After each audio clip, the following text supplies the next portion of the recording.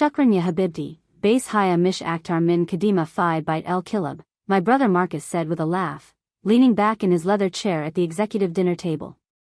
His words cut through the expensive cologne and wine-soaked air of Whitmore and Associates' quarterly leadership dinner. He didn't know I spoke Arabic fluently. None of them did.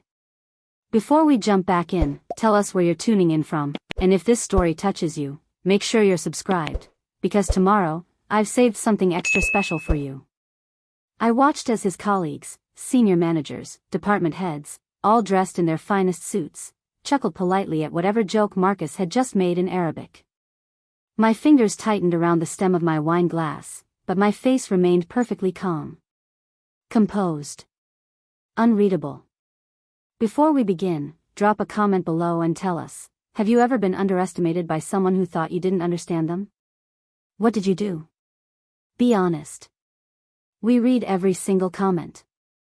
Now, let's begin. Marcus turned to his boss, Vincent Chen, the chief operations officer, and switched back to English with that trademark smirk I'd grown to despise over the years. Sorry, Vince. Just telling my cousin here about my sister's career path. He said the word career like it was a joke. She's in the pet care industry. Vincent raised an eyebrow, swirling his scotch. Oh. Veterinary medicine? Not quite, Marcus said, and the table leaned in. He was always good at commanding a room. She walks dogs. For a living. In Riverside Park. Rain or shine, my little sister picks up after people's pets. Laughter rippled around the table.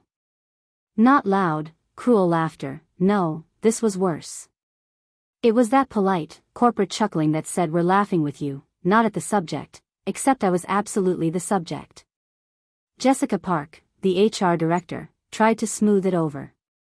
Well, everyone has to start somewhere, right? Marcus waved her off. She's 32, Jess. This isn't a starting point. This is her peak. He took a long sip of his drink. Meanwhile, I'm here closing 7-figure deals, living in Tribeca, driving a Tesla. And she's still renting a studio apartment in Queens, wearing the same sneakers she had in college. I sat there, 5 seats down from Marcus, dressed in a simple black blazer and slacks. I'd arrived late to the dinner, by design. I'd slipped in quietly during appetizers, introduced myself as Maya Rodriguez, guest of the board, and taken my seat without fanfare. Most people assumed I was someone's plus one. Maybe an assistant. Definitely not important. No one had looked at me twice. Marcus continued his performance. You know what the worst part is? He leaned forward conspiratorially, like he was sharing state secrets. She has a degree. Full scholarship to Columbia. Pre-law. And she dropped out junior year because she said the corporate world was soulless. He made air quotes with his fingers. More laughter. Louder this time. Vincent tilted his head. She said that? About corporate work? Verbatim, Marcus confirmed. And now she lectures me, about work-life balance and fulfillment. Like walking dogs in 100-degree heat is somehow more noble than what we do here. I watched him. Really watched him. His eyes were bright, animated. He was enjoying this. Feeding off their validation. This wasn't just casual conversation. This was a performance piece titled Why My Sister is a Disappointment. Then Marcus did something that made my blood go cold. He pulled out his phone, scrolled for a second, and turned the screen toward Vincent. This is her, by the way. Posted last week. I knew exactly which photo he was showing. Me, drenched from a rainstorm, 6 dogs on leashes, hair plastered to my face, grinning like an idiot because one of the puppies had just learned to sit. I'd posted it with the caption, "Wouldn't trade this for anything." Vincent squinted at the phone, then smiled politely. She looks happy. She looks like she's given up, Marcus corrected. He switched back to Arabic, speaking faster now, more animated. Ya Allah, la base kanat indaha shwayat karama. Haya emaziz, ilatna. Translation, oh God, if only she had a little dignity. She's embarrassing our family. I took a slow sip of my wine. Let him talk. Let him think I was just another non-Arabic speaker nodding along cluelessly. His colleague, David something or other from finance, chimed in. Honestly though, Marcus, if she's happy doing that, maybe there's something to it. The whole minimalist lifestyle thing is pretty trendy now. Preparing and narrating this story took us a lot of time, so if you are enjoying it, subscribe to our channel, it means a lot to us. Now back to the story. Marcus scoffed. It's not minimalism, David. It's failure with a Pinterest aesthetic. The table went quiet for half a beat. Even for a corporate roast session, that one landed hard. Jessica shifted uncomfortably. Marcus, that's your sister. Maybe. Maybe nothing, Marcus interrupted, his voice sharper now. You know how many times I've offered to help her? Get her an interview here? Set her up with contacts? And every single time, she says no. Says she doesn't want handouts. Well, guess what? When you're 32 and living paycheck to paycheck, it's not called a handout anymore. It's called a lifeline. Vincent, ever the diplomat, tried to redirect. Well, family dynamics are complicated. I'm sure she appreciates the offers even if she doesn't take them. Marcus laughed bitterly. Taban law. Hiyya kathir migrura. Too proud. I set my wine glass down carefully. The crystal made a soft clink against the table. Marcus glanced my way for the first time all evening. Our eyes met briefly, but there was no recognition there. No awareness that the guest of the board, sitting 5 seats down, quietly observing, was the very person he'd been eviscerating for the past 10 minutes. He looked away and kept talking. The funny thing is, Marcus said, gesturing broadly now, fully in his element, she could have been something. She was top of her class. Law review. Mock trial champion. She had offers from 3 different firms before she even graduated. And she threw it all away because she had some existential crisis about contributing to systemic inequality or whatever nonsense she read in a sociology elective. Vincent nodded slowly. So she's idealistic? She's delusional, Marcus corrected. And now she wants to act like I'm the sellout because I actually made something of myself. Because I didn't flush my potential down the toilet to prove some philosophical point to nobody. The servers arrived with the main course, filet mignon, roasted vegetables, some kind of truffle sauce that probably cost more than my rent. Everyone's attention shifted momentarily to their plates. But Marcus wasn't done. As the server placed his plate down, he muttered one more thing in Arabic, just loud enough for the people nearest to him to hear, bas kalas, mish mahim. Hiyya mish ra tuktub tarikna. Translation, but whatever, it doesn't matter. She's not going to write our family history. I felt something shift inside me. Not anger. Not hurt. Something colder. Clearer. I cut into my steak slowly, deliberately. Across the table, Vincent was making small talk with Jessica about quarterly projections. David was checking his phone. Marcus was texting someone, probably his fiancée, probably complaining about having to sit through another corporate dinner. None of them knew. None of them had any idea that in exactly 14 minutes, Vincent Chen would stand up to make an announcement. That the entire room would fall silent. That every person at this table would learn exactly who I was.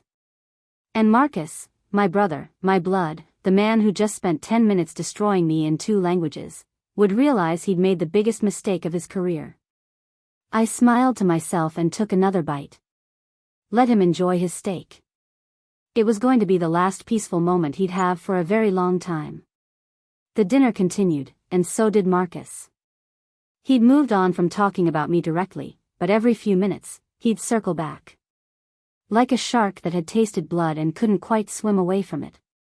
It was almost impressive, really, the way he could weave his disdain for my life choices into completely unrelated conversations. Vincent was discussing the new client acquisition strategy when Marcus interjected. You know what though, Vince? That's exactly the kind of long-term thinking my sister never understood. He stabbed a piece of steak with his fork. She's all about instant gratification. Immediate emotional payoff. Can't see past next week, let alone build something that lasts. David nodded thoughtfully, like Marcus had just shared profound wisdom instead of another thinly veiled insult. Some people just aren't wired for delayed gratification, David offered. My cousin's the same way. Quit med school to become a yoga instructor. Exactly. Marcus pointed his fork at David like he'd just solved the equation. Exactly that energy. And then they wonder why they're struggling at 40 while the rest of US are planning early retirement. Jessica, to her credit, tried again. But Marcus, if someone finds fulfillment in. Fulfillment doesn't pay for healthcare, Jessica, Marcus cut her off smoothly. Fulfillment doesn't build a 401k. I'm all for following your passion, but at some point, you have to grow up and face reality. He turned to the younger associate sitting beside him, a kid who couldn't have been more than 25, fresh-faced and eager. Trevor, right? You just joined us from Wharton? Trevor straightened up, honored to be acknowledged. Yes, sir. 3 months ago. Let me give you some advice, Marcus said, his tone shifting into mentor mode. You're going to meet a lot of people in this industry who'll tell you that success isn't everything. That there's more to life than climbing the ladder. That you should find balance and prioritize wellness. He made those air quotes again. And you know what? Those are the people who couldn't hack it. They're the ones who washed out, rationalized their failure, and now they're trying to make you feel guilty for wanting more. Trevor nodded eagerly, absorbing every word. My own sister is a perfect example, Marcus continued, and my jaw tightened. She had every advantage. Every opportunity. And she chose to opt out. And now? Now she lives in a 4th-floor walk-up with a rescued pit bull and works 60-hour weeks for poverty wages. But she'll tell you she's happy. He practically spat the word. She'll tell you she's free. Meanwhile, she's one emergency away from financial catastrophe. The table had gone quiet. Everyone was listening now. Even the servers had slowed down, pretending to refill water glasses while clearly eavesdropping. Vincent shifted in his seat, clearly uncomfortable but unwilling to directly confront a high-performing employee. Well, different people define success differently. No, Vince. Respectfully. No. Marcus leaned forward, energized. That's the kind of relativistic garbage that's rotting our culture from the inside out. Success has objective markers. Financial stability. Professional achievement. Social mobility. You can't just redefine failure as alternative success and expect people to take you seriously. He switched to Arabic again, speaking to the colleague beside him, a man named Ramesh who apparently understood the language. Wallahi ya Ramesh, la sha'aft baitaha, kunt tafaham. Mafi athith, kulshi min IKEA, w ma indaha hada siyara. Translation, I swear, Ramesh, if you saw her apartment, you'd understand. No furniture, everything from IKEA, and she doesn't even have a car. Ramesh laughed and responded in Arabic. Yislam, base munkin haya saida? Maybe she's happy. Marcus shook his head vigorously. Saida? Lala la haya bin fit an nafsaha. Lazim ikuan indaha iktiar akar. Happy? No. She's lying to herself. There has to be another choice. I took another sip of wine. My 3rd glass now. Not because I needed courage, I didn't. But because watching Marcus perform was genuinely exhausting, and the alcohol took the edge off. Jessica made one more attempt at changing the subject. So, Vincent, I heard the board meeting next week is going to announce some major structural changes? Vincent's eyes flickered to me for just a fraction of a second. So brief that no one else caught it. But I did. Yes, he said carefully. There will be some announcements. New leadership positions. Strategic realignments. Marcus perked up immediately. Oh. Anything we should be preparing for? Vincent smiled that practiced corporate smile. All in due time, Marcus. All in due time. But Marcus was already running with it. I heard through the grapevine there might be a new board member. Someone external. Is that true? The energy in the room shifted. Everyone was suddenly very interested in their plates. Where did you hear that? Vincent asked, still smiling but with an edge now. Marcus shrugged. You know how it is. People talk. Water cooler gossip. Someone in legal mentioned it. Well, Vincent said slowly, I wouldn't put too much stock in water cooler gossip. But it's true though, isn't it? Marcus pressed. He couldn't help himself. This was who he was, always probing, always positioning, always angling for information that might give him an advantage. Someone from outside the company is joining the board? Vincent set down his fork. There will be an announcement. Soon. Marcus grinned. Come on, Vince. We're all family here. Give us something. Family. The word hung in the air like spoiled perfume. Vincent glanced at me again. This time longer. More obvious. Marcus noticed. His eyes followed Vincent's gaze down the table to where I sat, quiet and composed in my simple black blazer. For a moment, just a moment, something flickered across Marcus's face. Confusion, maybe. Or the faintest spark of recognition. But then it was gone. He looked back at Vincent. So who is she? Marcus asked, gesturing toward me with his wine glass. She came in late. I don't think we've been formally introduced. The entire table turned to look at me. Vincent opened his mouth, but I spoke first. Maya Rodriguez, I said calmly. My voice was steady. Clear. Guest of the board. Marcus squinted at me like he was trying to place my face. Rodriguez. Have we met before? I smiled. Once or twice. Family gatherings. You probably don't remember. Family, wait. He frowned. Rodriguez. Are you related to, wait, Mom's side? Something like that, I said vaguely.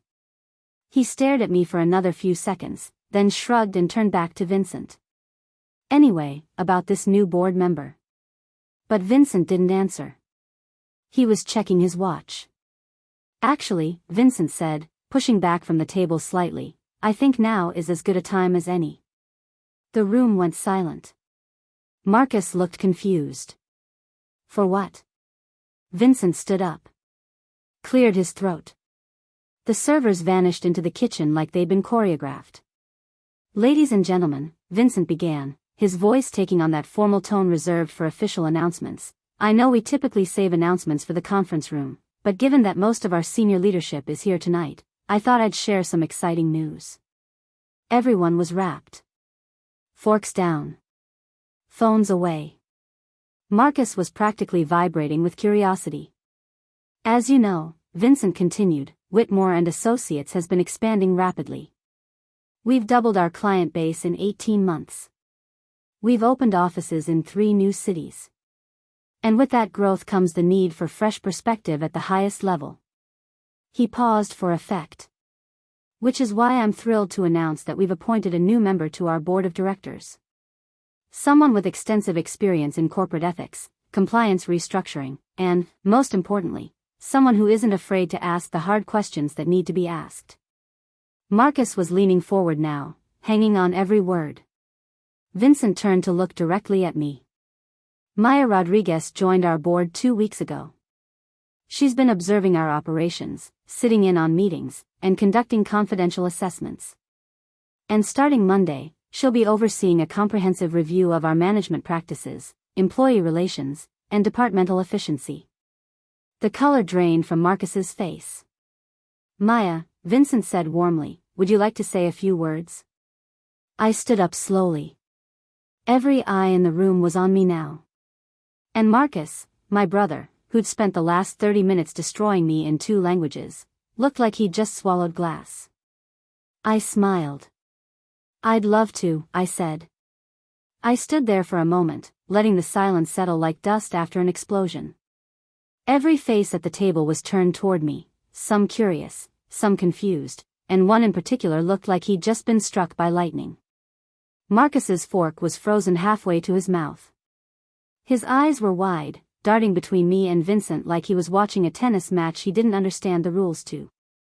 "Thank you, Vincent," I said, my voice carrying across the private dining room with surprising ease.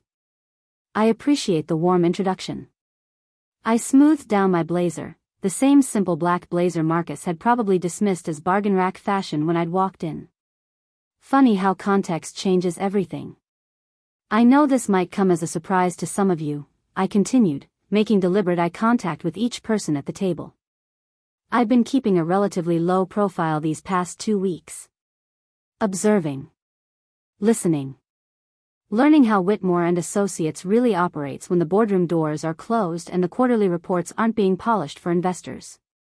Jessica Park, the HR director, was nodding slowly. Her expression had shifted from polite interest to something sharper. More calculating. She was already running scenarios in her head, I could tell. David from finance looked impressed, his earlier smirk completely vanished.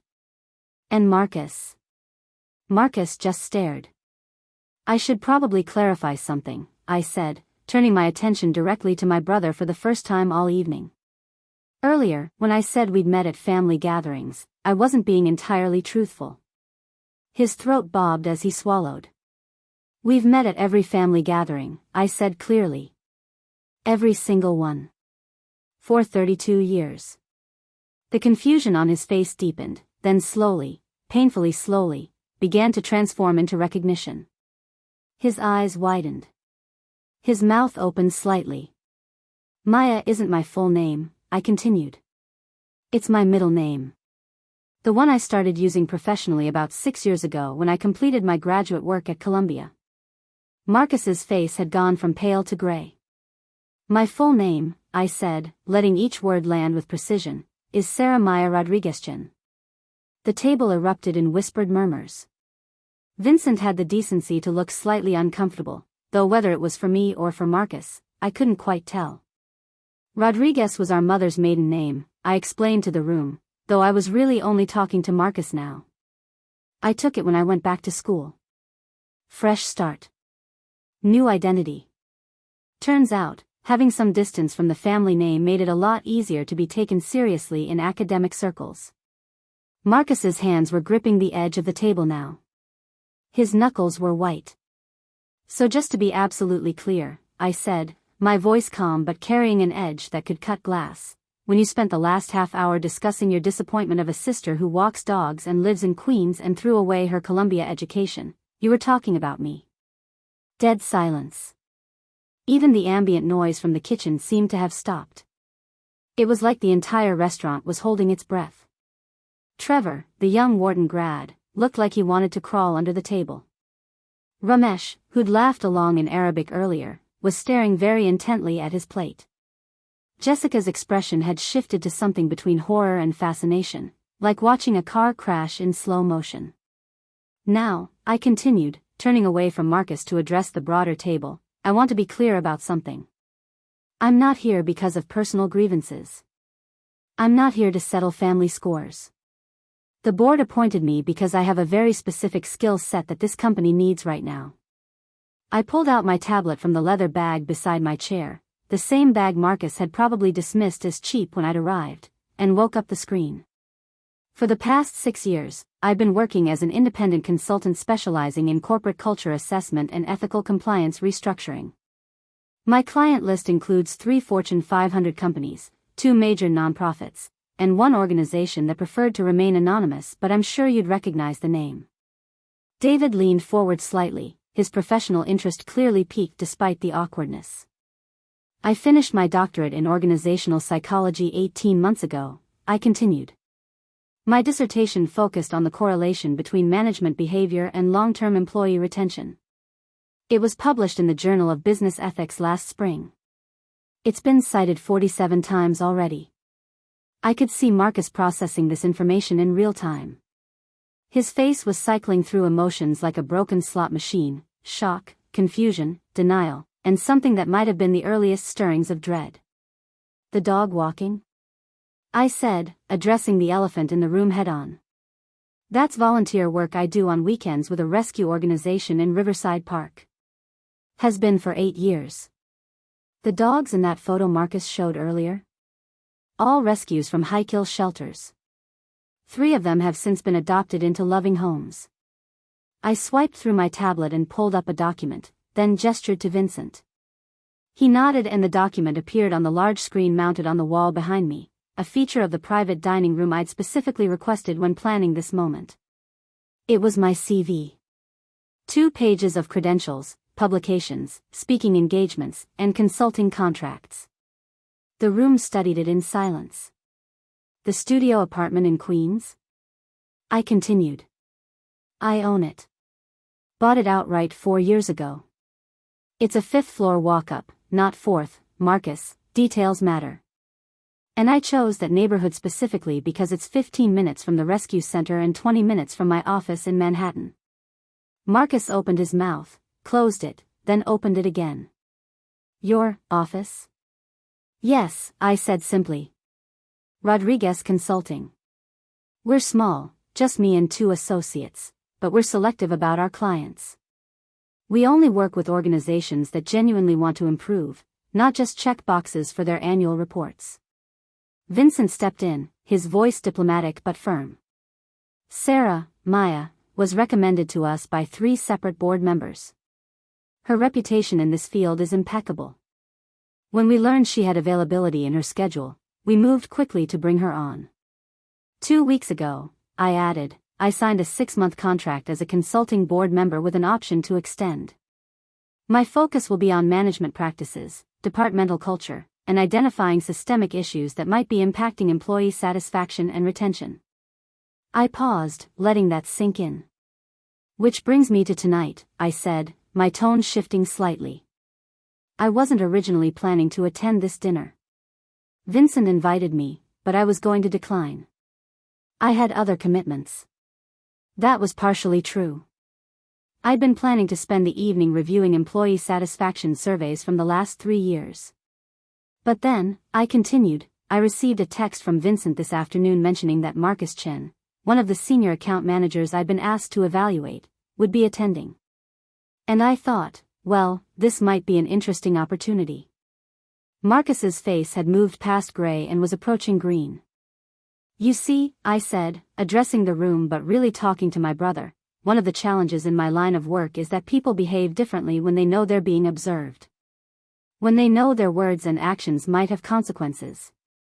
So sometimes, the most valuable data comes from moments when people think no one important is watching. Jessica had her hand over her mouth now, but I could see the hint of a smile behind it.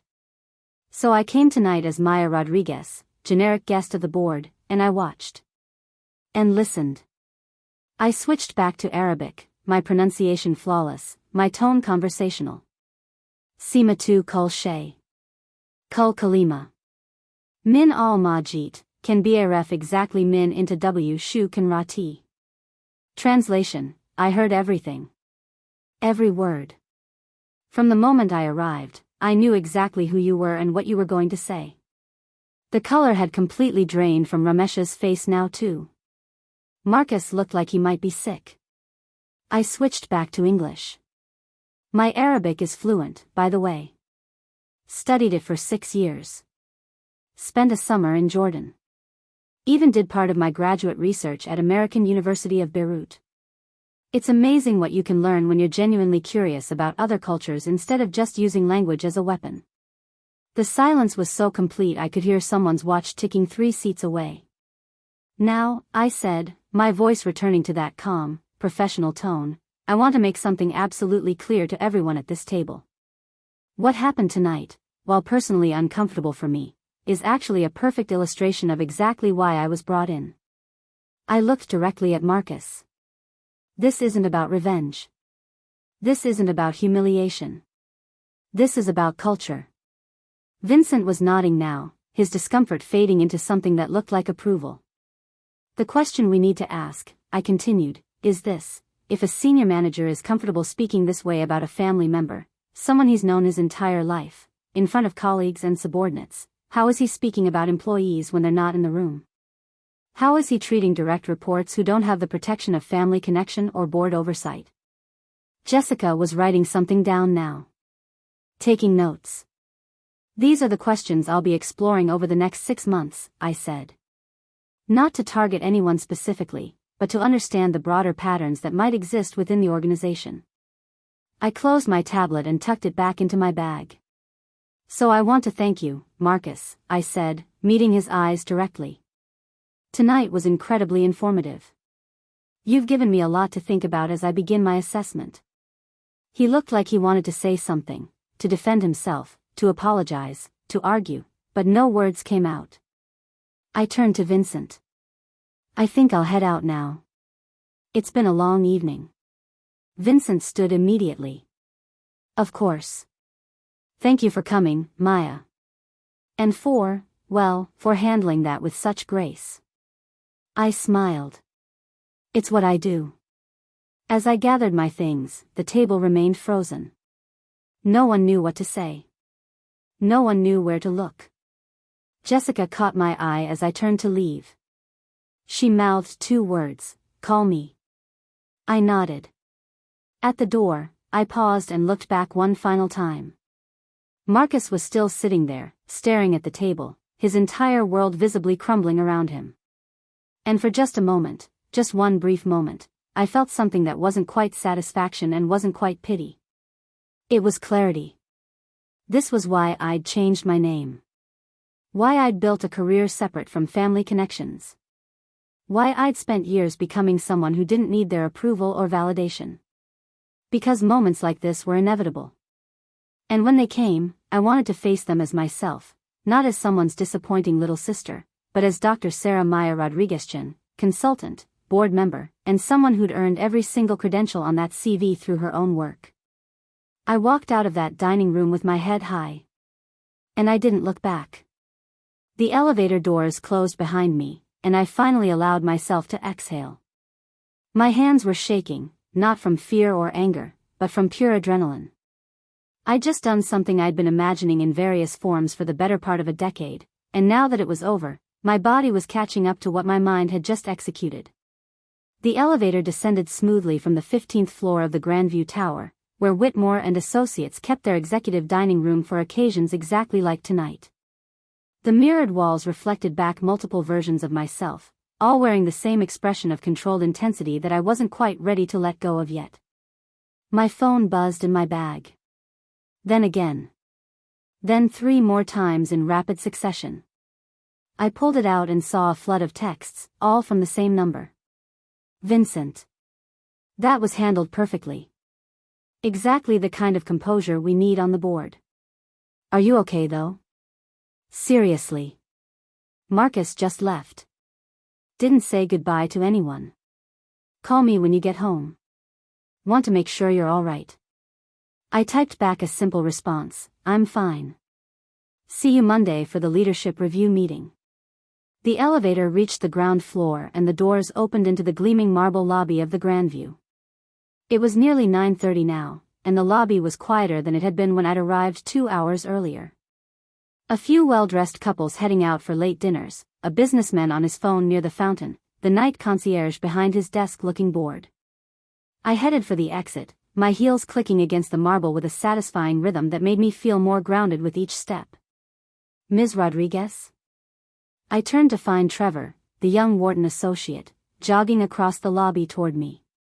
He looked nervous, out of breath, and deeply uncomfortable. Trevor, I said neutrally, stopping near the revolving doors. Everything okay? He ran a hand through his hair. I wanted to apologize. For earlier. For not saying anything when Marcus was. I mean, I didn't know it was you, obviously, but that's not an excuse. I should have said something anyway. It wasn't professional. I studied him for a moment.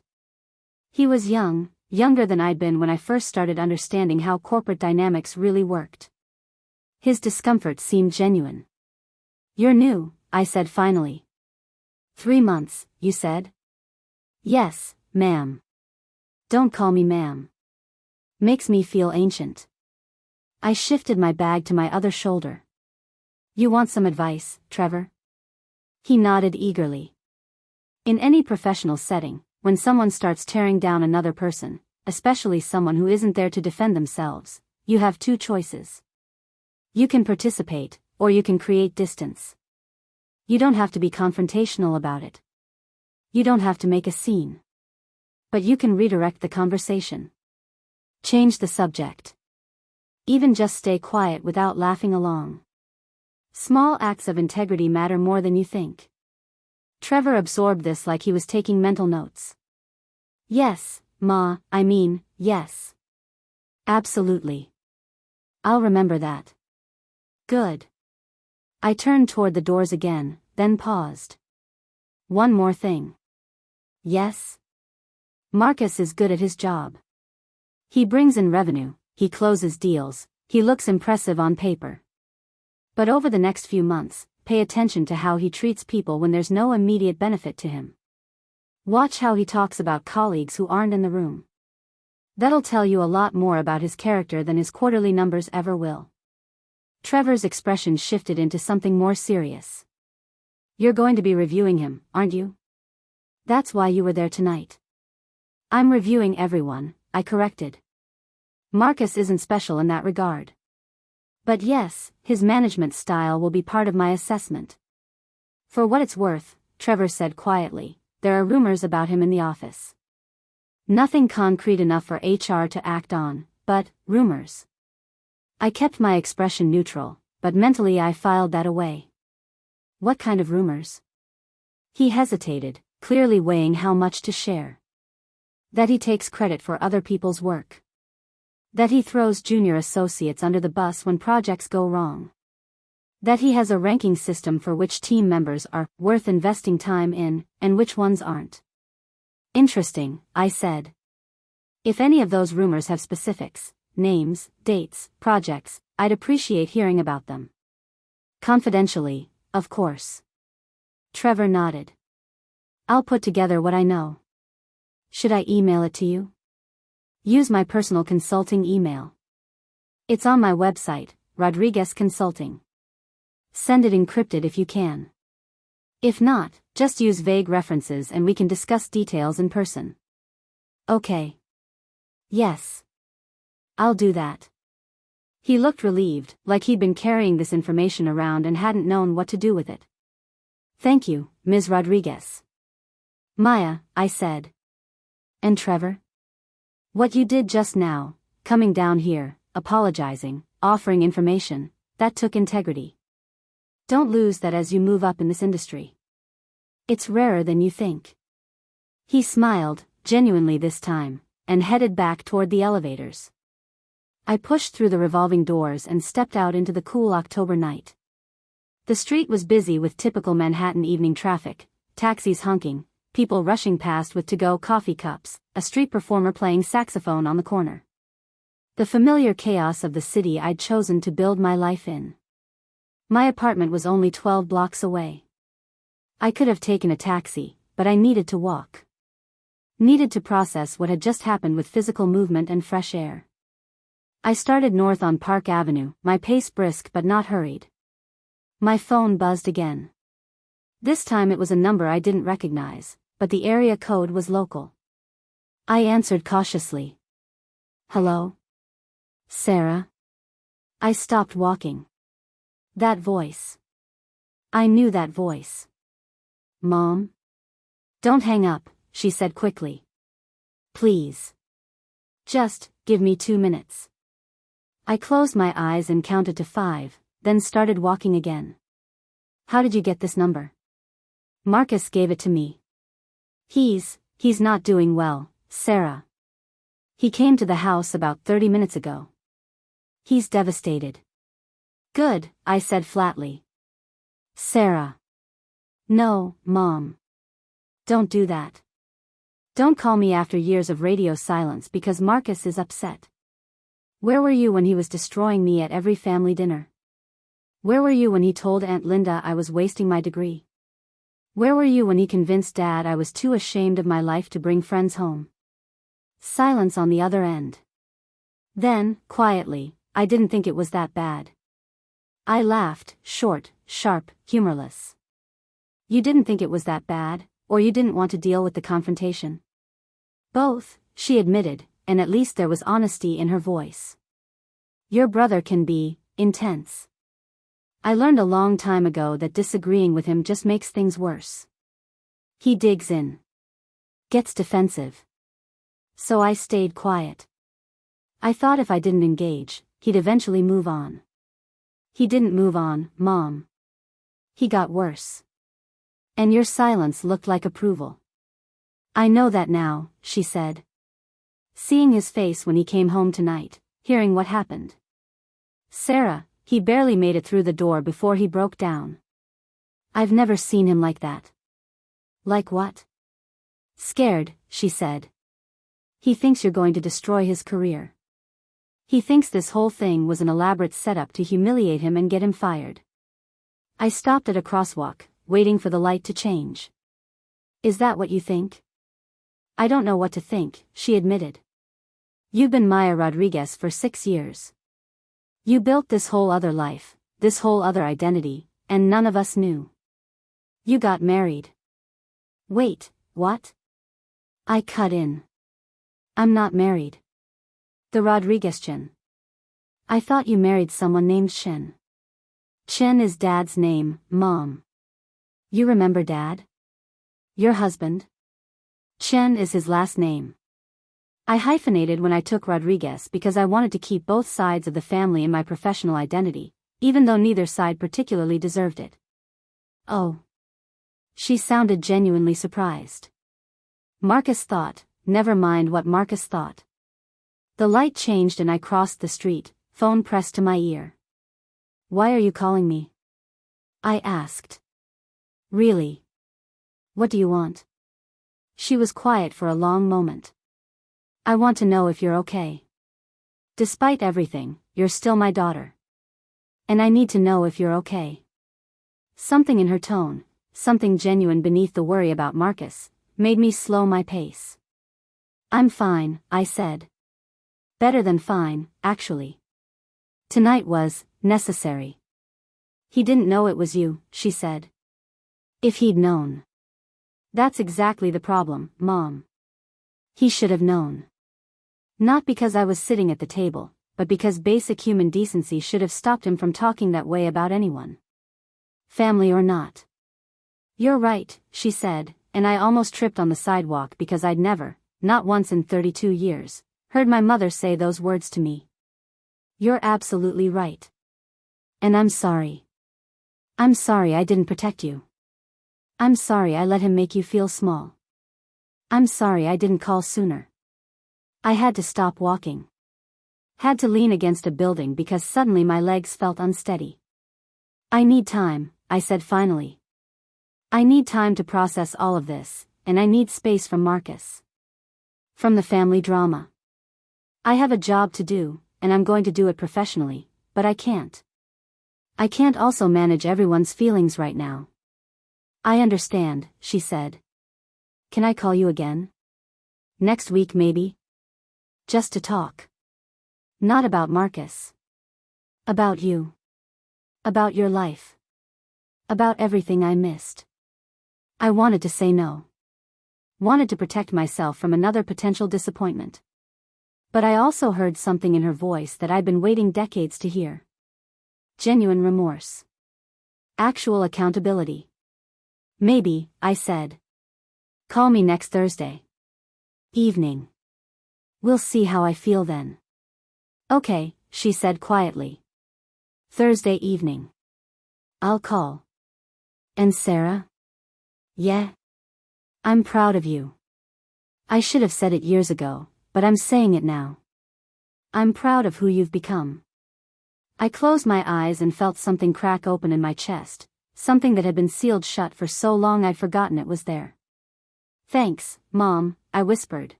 I'll talk to you Thursday. I hung up and stood there for a moment, back pressed against the cool stone of some corporate building, people streaming past me on the sidewalk like water around a rock. My phone buzzed one more time. A text from an unknown number. This is Jessica Park from Whitmore. Got your number from Vincent. Coffee Monday morning before the leadership meeting? 8 a.m. There's a lot you should know about the culture here before you start your official assessment. And some of it involves your brother. Let me know. JP. I stared at the message for a long moment, then typed back, coffee sounds good. Send me the location. Maya. Her response came immediately, Little Collins on 39th. I'll buy. See you Monday. I tucked my phone away and started walking again, my apartment now just 5 blocks away. The night air felt different now. Cleaner somehow. Like something toxic had been released and the pressure had finally equalized. Tonight had been the interruption. The moment where everything stopped and reset. But Monday? Monday was when the real work would begin. Monday morning arrived with the kind of crisp autumn clarity that made Manhattan feel almost manageable. I'd spent the weekend in my apartment, deliberately disconnecting from the aftermath of Friday night. No social media. No compulsive email checking. Just me, my research materials, and the 3 dogs I was fostering, a senior beagle named Biscuit, an anxious terrier mix called Pepper, and a massive, gentle Great Dane puppy I'd nicknamed Goliath. Walking them through Riverside Park at dawn had given me the headspace I needed. Something about their uncomplicated joy, the way Biscuit sniffed every tree like it held the secrets of the universe, the way Goliath tried to befriend every human we passed, reminded me why I'd fallen in love with this work in the first place. But now it was 7:45 a.m., and I was walking into Little Collins, a small Australian cafe tucked into a quiet corner of Midtown that somehow managed to feel like a sanctuary despite being surrounded by corporate towers. Jessica Park was already there, seated in a corner booth with 2 cappuccinos and a worried expression. You're early, I said, sliding into the seat across from her. Couldn't sleep, she admitted, pushing one of the cappuccinos toward me. I'd been replaying Friday night in my head for 72 hours straight. Every time I close my eyes, I see Marcus's face when you started speaking Arabic. I took a sip of the cappuccino. Perfect temperature, perfect foam. You wanted to talk about culture issues. I wanted to talk about your brother, Jessica said bluntly. But not because I'm trying to pile on or make your job more complicated. Because I think you need to know what you're walking into, and I don't trust that Vincent has been completely transparent about the extent of the problem. I set down my cup and gave her my full attention. I'm listening.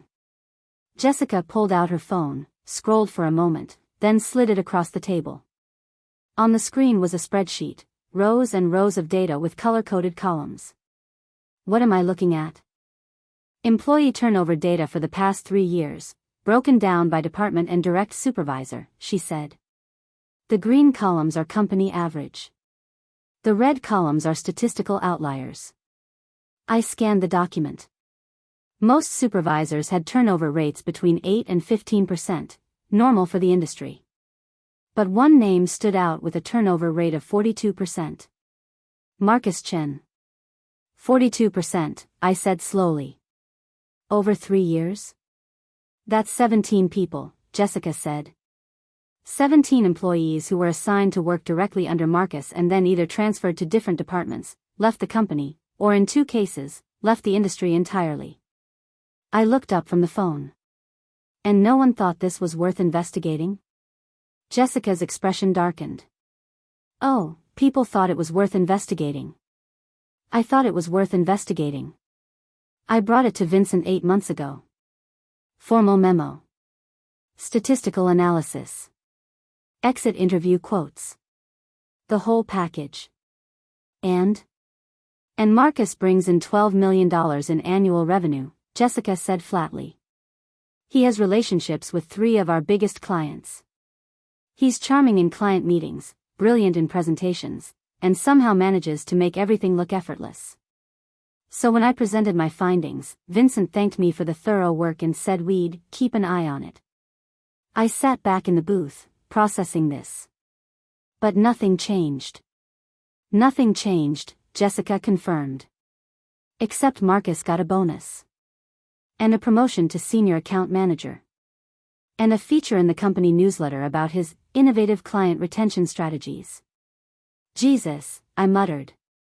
Jessica took a long drink of her cappuccino, then continued. Here's what you need to understand about Marcus. He's a case study in strategic competence. He knows exactly who matters and who doesn't. He's charming to clients, deferential to executives, and absolutely brutal to anyone he perceives as beneath him or standing in his way. Define brutal. Credit theft, Jessica said, ticking off on her fingers. Taking presentations that junior associates spent weeks developing and presenting them as his own work. Blame shifting. When projects go wrong, he has a documented pattern of throwing his team members under the bus while positioning himself as the one who tried to save it. And then there's the psychological stuff. Psychological stuff? Jessica's voice dropped lower. He has this thing he does where he'll praise someone publicly, great work on the Johnson account, really impressive, and then privately tear them down. Tell them it wasn't actually good enough. That they're lucky he's covering for their inadequacies. That if they want to survive here, they need to work twice as hard because they're starting from behind. I felt something cold settle in my stomach. That sounded familiar. That sounded like every family dinner I'd ever attended.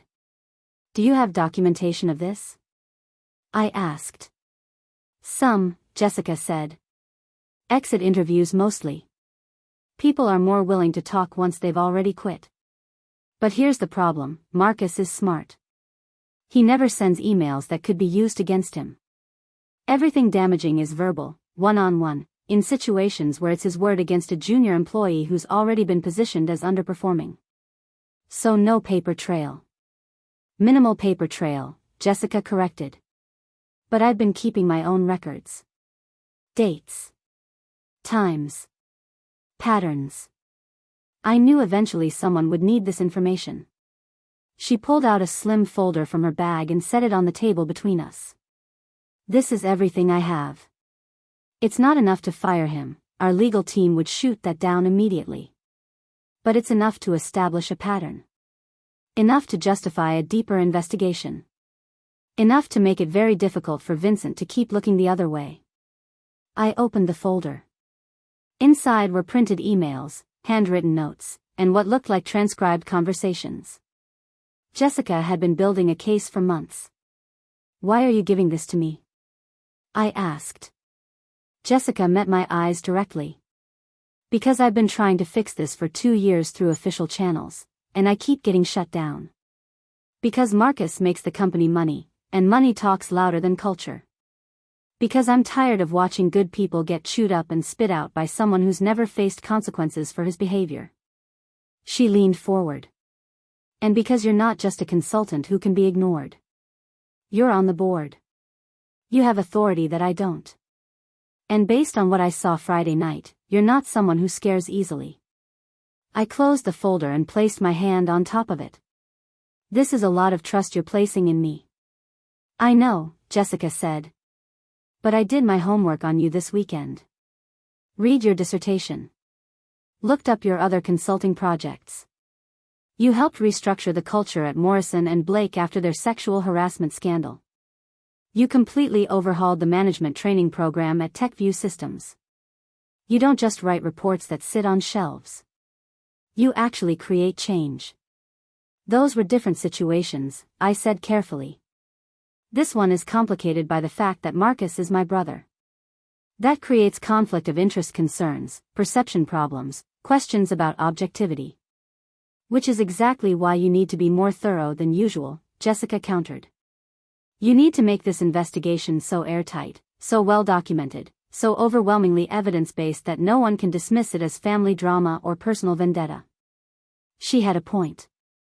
A very good point. I'll need to interview people, I said.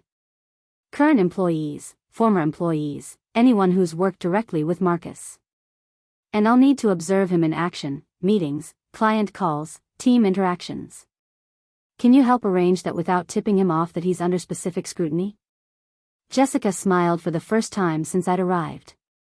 I can absolutely do that. We have a leadership development program that includes peer observations and 360-degree feedback. I can frame it as part of a company-wide initiative to improve management practices. Perfect, I said. Start with Marcus's current team. I want to observe a full week of his interactions, team meetings, one-on-ones, client presentations, everything. Can you get me his schedule? Already have it, Jessica said, pulling out another document. I took the liberty of pulling schedules for all senior managers. Didn't want to make it obvious that Marcus was the focus. I looked at the schedule. Marcus had a team meeting this afternoon at 2 p.m., a client call tomorrow at 10 a.m., and individual check-ins with 3 junior associates spread throughout the week. I'll sit in on the team meeting, I said. Observation only. I won't participate or interject unless there's a legal or ethical issue that requires immediate intervention. Jessica nodded. I'll send out a memo this morning explaining that board members will be conducting observation sessions as part of the culture assessment. That way it won't seem targeted. Good thinking. I took another sip of my cappuccino, my mind already racing through the methodology I'd use. What else do I need to know? Jessica hesitated, then said, there's one more thing. Something that didn't make it into my official documentation because I couldn't verify it completely. Tell me. There's a rumor, and I want to be clear that this is just a rumor, that Marcus has been involved with one of his direct reports. A woman named Caitlin Reeves. She transferred to a different department 6 months ago, very suddenly, and when I asked her about it during her exit interview, she got really uncomfortable and declined to comment. I felt my jaw tighten. Did you report this to HR? I couldn't, Jessica said. No evidence. No formal complaint. Just a rumor based on office gossip and the fact that they were seen having drinks together after work multiple times. Which could be innocent, or could be something else entirely. Is Caitlin still with the company? No. She left completely about 2 months ago. Took a position with a competitor. But... Jessica paused. I have her personal email. If you wanted to reach out, I could facilitate an introduction. I thought about this carefully. Reaching out to former employees required delicacy, especially when dealing with potentially sensitive situations. Let me think about that, I said. I don't want to pressure anyone into sharing information they're not comfortable sharing. But yes, please send me her contact information. I'll approach it carefully. Jessica slid Caitlin's email across the table on a small piece of paper. We sat in silence for a moment, the weight of what we were about to undertake settling between us. You know this is going to get messy, Jessica said finally. Marcus isn't going to go down quietly. He'll fight. He'll lawyer up. He'll make accusations about bias and family vendettas. And Vincent is going to be caught between protecting the company's revenue stream and doing the right thing. I know, I said. But that's exactly why this needs to be done correctly. If Marcus is really the problem you're describing, then he's not just hurting individuals, he's creating liability for the entire company. Eventually, someone's going to file a lawsuit. Eventually, this pattern is going to become public. And it's much better for Whitmore Associates if they can say they identified the problem and dealt with it proactively. Jessica smiled grimly. You sound like a lawyer. I sound like someone who's seen this pattern before, I corrected. In 3 of my previous consulting projects, the organization waited until they had a legal crisis before addressing cultural problems. It cost them millions in settlements, not to mention the reputational damage. I'm trying to help Whitmore avoid that outcome. Even if it means taking down your own brother? I looked at her directly. Especially if it means that. Because if I give Marcus special treatment, if I let family loyalty compromise my professional judgment, then I'm just as complicit as everyone else who's looked the other way. Jessica raised her cappuccino cup in a mock toast. Here's to uncomfortable truths and professional integrity. I clinked my cup against hers. And to actually creating change instead of just talking about it. We finished our coffee and gathered our materials. Jessica picked up the check despite my offer to split it, and we walked out of the cafe together into the bright Monday morning. The team meeting is at 2, Jessica reminded me. Conference room 7B. I'll make sure you're on the attendance list. I'll be there, I said. As we parted ways on the sidewalk, Jessica heading east toward the Whitmore offices, me heading west toward my own office to prepare, I felt that familiar combination of anticipation and determination that came before any significant project. This wasn't about revenge. It wasn't about family drama or personal vindication. This was about doing the job I'd been hired to do. About protecting employees who couldn't protect themselves. About holding powerful people accountable when systems had failed to do so.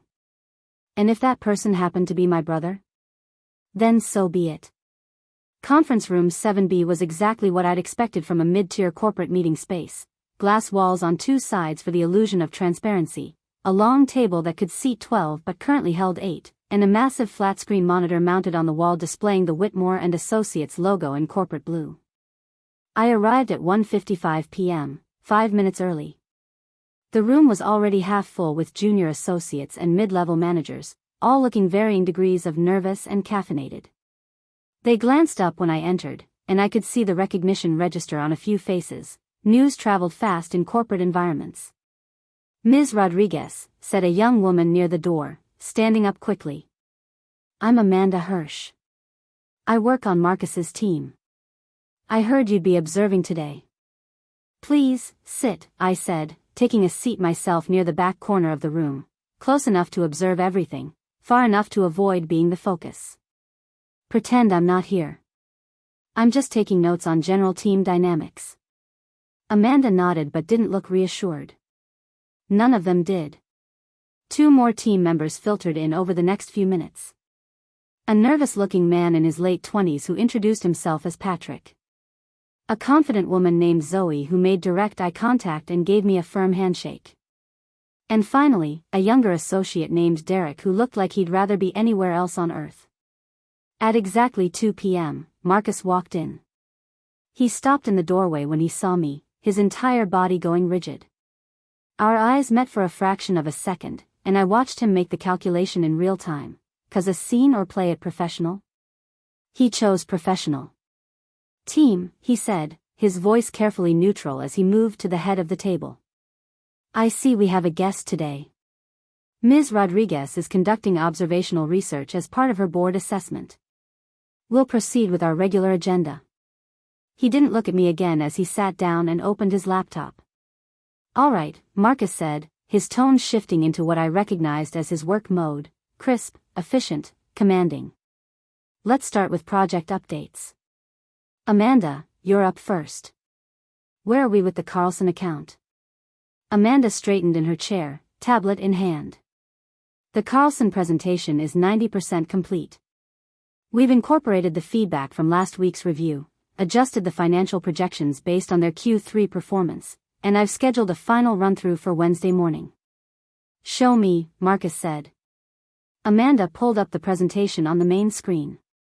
It was impressive work, clean design, clear data visualization, compelling narrative structure. She'd obviously put significant hours into it. Marcus watched in silence as she clicked through the slides. About halfway through, he held up a hand. Stop there, he said. Slide 17. The market analysis section. Amanda paused on the slide. This data, Marcus said, pointing at a graph. Where did you source it? From the market intelligence report you sent last month, Amanda said. The one from Forrester Research. And you verified it was current? Yes, I cross-referenced it with. Because this looks wrong, Marcus interrupted, leaning forward. The percentages don't align with what I'm seeing from other sources. Did you actually verify this, or did you just copy and paste from the report? Amanda's face flushed. I verified it. The data is accurate as of last month. Last month, Marcus repeated, his tone shifting subtly. Not quite condescending, but close. Amanda, the Carlson presentation is happening on Thursday. Last month's data is outdated data. You should have pulled fresh numbers this week. The Forrester report only publishes quarterly, Amanda said, her voice quieter now. Last month's data is the most recent available from that source. Then you should have found a different source, Marcus said simply. What's our rule about presentations? Amanda looked down at her tablet. Always use the most current data available. Always use the most current data available, Marcus echoed. Not the most convenient data. Not the data that's already formatted nicely. The most current. This is basic stuff, Amanda. I watched the interaction carefully, noting everything. Marcus's tone. Amanda's body language, shoulders hunching inward, protective. The way the other team members suddenly became very interested in their laptops. I can update it, Amanda said. I'll pull new data from alternative sources and revise the analysis by tomorrow morning. You'll pull new data and have the revised presentation to me by tonight, Marcus corrected. We need time to review it before the Wednesday run-through.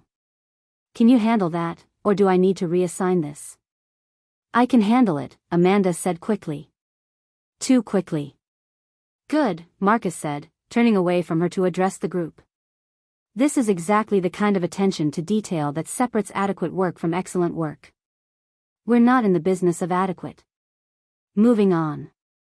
Patrick, what's happening with the Denison contract renewal?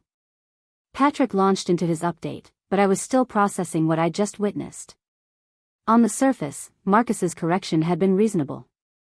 Current data was important. Accuracy mattered. But there was something in the delivery, the public call-out, the subtle implication that Amanda had been lazy or careless, the immediate threat to reassign the project, that transformed a legitimate critique into something else. I'd seen this exact dynamic described in the exit interview notes Jessica had given me. The pattern was consistent, public criticism that was technically justified but delivered in a way that undermined confidence and created anxiety. Patrick's update went more smoothly, though I noticed Marcus interrupting him twice to clarify points that Patrick had already explained clearly. Each interruption made Patrick speak faster, his confidence visibly eroding. Zoe's update was next, a report on client retention metrics. She delivered it confidently, anticipating questions, providing context before being asked. Strong work, Zoe, Marcus said when she finished. This is exactly the level of preparation I expect from this team. Everyone should be taking notes on how Zoe approaches these updates. Zoe smiled, but I noticed Amanda and Patrick exchange a quick glance. There was something there, some history or pattern I wasn't seeing yet. The meeting continued for another 40 minutes. Marcus critiqued Derek's timeline on a project redesign, praised Zoe again for her exceptional attention to detail, and spent 10 minutes outlining his expectations for the upcoming quarter. One more thing before we wrap up, Marcus said as the meeting approached its scheduled end time. I want to talk about team cohesion. Everyone looked up from their laptops. I've been hearing feedback, and I won't say from whom because that's not productive, but I've been hearing that some team members feel like the workload distribution isn't fair. That some people are carrying more weight than others. The temperature in the room dropped noticeably. So let me be clear, Marcus continued. I don't assign work based on fairness. I assign work based on capability. If you're consistently producing excellent results, you're going to get more responsibility. If you're struggling with basic tasks, you're going to get more oversight and less autonomy. That's not unfair, that's how high-performing teams work. He looked around the table, making eye contact with each person except me. If anyone has a problem with that philosophy, my door is always open. We can discuss it one-on-one. But I won't tolerate passive-aggressive complaints or back-channel gossip. We're professionals. We address issues directly or we don't address them at all. Understood? Murmurs of agreement around the table. All right, Marcus said, closing his laptop. That's all I have. Amanda, remember, revised presentation by end of day. Everyone else, stay focused. We have a strong quarter ahead of us if we execute properly. The team began gathering their materials. I stayed seated, continuing to take notes, watching the dynamics as people prepared to leave. Amanda was the first out the door, walking quickly without making eye contact with anyone. Patrick and Derek left together, speaking in low voices. Zoe approached Marcus at the front of the room. "Hey, I had a question about the Henderson account. Do you have 5 minutes now, or should I schedule something?" "Now's fine," Marcus said. "Walk with me back to my office." They left together, and suddenly I was alone in the conference room. I sat there for a moment, reviewing my notes. Then I did something I'd learned to do in every assessment. I followed my instinct. I left the conference room and walked quickly toward the direction I'd seen Amanda heading. I found her in a small kitchen area on the same floor, standing with her back to the door, staring at the coffee maker without actually making coffee. "Amanda?" She turned, and I could see her eyes were red. Not crying, but close. "Ms. Rodriguez," she said, quickly composing herself. "I was just taking a break. Can I join you?" I asked. She nodded, not quite meeting my eyes. I moved to stand beside her at the counter, pulling down 2 mugs from the cabinet. "Coffee?" "Sure. Thanks." We stood in silence as the coffee brewed. I didn't push. Didn't ask questions. Just waited. Finally, Amanda spoke. "That data wasn't outdated. The Forrester report is the industry standard. Everyone uses it. It's perfectly appropriate for client presentations." "I believe you," I said simply. She looked at me, surprised. "But Marcus said." I know what Marcus said. I also know the difference between a legitimate critique and a power play designed to keep someone off balance. Amanda's eyes widened slightly. "I can't. I shouldn't talk about this. He's my supervisor." "You're right," I said. "You shouldn't talk about it here, in an informal setting, without any protection or documentation." I pulled out my business card and set it on the counter between us. "But if you ever want to have a formal conversation, in a protected setting, with HR present, about your experiences working under Marcus's supervision, my door is open. Or more accurately, Jessica Park's door is open, and I'll be there to document everything." Amanda stared at the card like it might explode. "I'm not asking you to decide right now," I said gently. "I'm just telling you that the option exists. And that anything you share would be part of a larger pattern assessment, not a single complaint that could be traced back to you. There are other people," Amanda said quietly. "People who left. People who could tell you things that I can't. Do you have their contact information?" She hesitated, then pulled out her phone. "I'm friends with 3 former team members on social media. I could pass along your information. If you wanted. I would appreciate that," I said. "Very much." Amanda saved my contact information into her phone, then picked up the business card and tucked it into her pocket. "The presentation really is good," I said as I poured coffee into both mugs. I watched the whole thing. The analysis was thorough, the data was current and appropriately sourced, and the narrative structure was compelling. "You should be proud of that work." Her eyes filled with tears again, and this time one escaped down her cheek. She wiped it away quickly. "Thank you," she whispered. "You have no idea how much I needed to hear that." I handed her a mug of coffee. "I think I have some idea." We stood there for another moment, 2 women in a corporate kitchen, holding warm mugs, both understanding that this conversation was bigger than coffee and performance reviews. "I should get back to work," Amanda said finally. "I have data to update." "You should," I agreed. "But Amanda? The data you have is fine. Update it if you want to cover yourself, but don't work all night on it. The original analysis was solid." She nodded, gave me a small, grateful smile, and left. I stayed in the kitchen, finishing my coffee, thinking about patterns and power and the dozens of small cruelties that could destroy someone's confidence while looking perfectly professional on paper. My phone buzzed. A text from Jessica. "How was the observation?" I typed back, "Exactly what you described.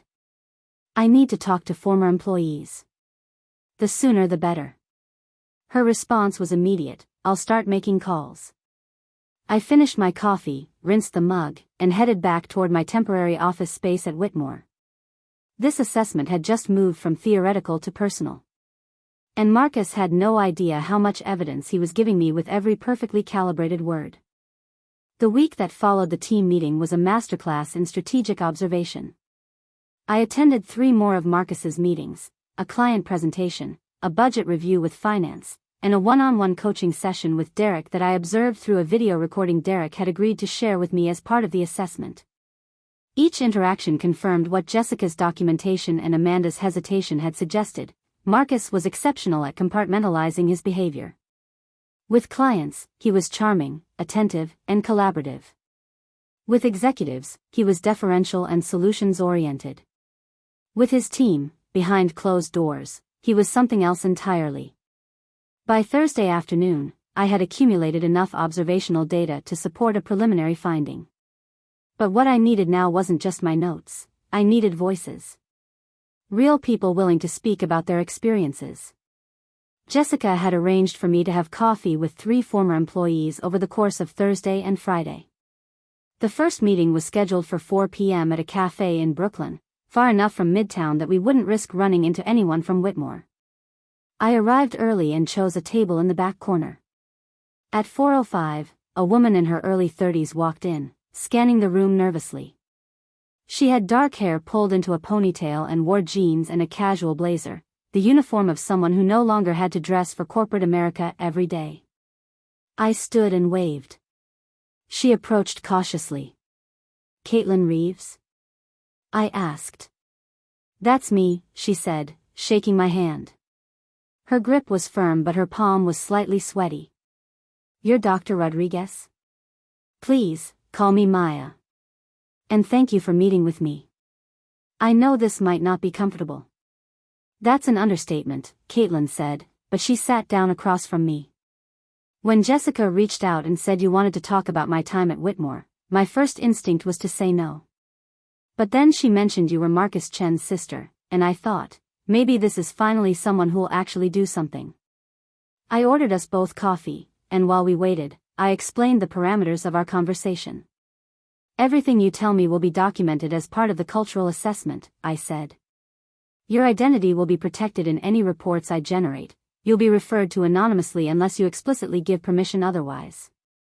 This conversation is voluntary, and you can stop at any time. Does that work for you?" "It works," Caitlin said. "And honestly, at this point, I don't care if my name is attached." I left. He can't hurt me anymore. The coffee arrived. Caitlin wrapped both hands around her mug like she was trying to draw warmth from it despite the cafe being perfectly temperature controlled. "How long did you work under Marcus?" I asked. 14 months, she said. From January of last year until March of this year. Longest 14 months of my life. What made you leave? Caitlin took a long breath. I loved that job when I started. I was so excited to work at Whitmore. It was a step up from my previous position, better pay, better clients. And Marcus seemed great at first. Supportive. Encouraging.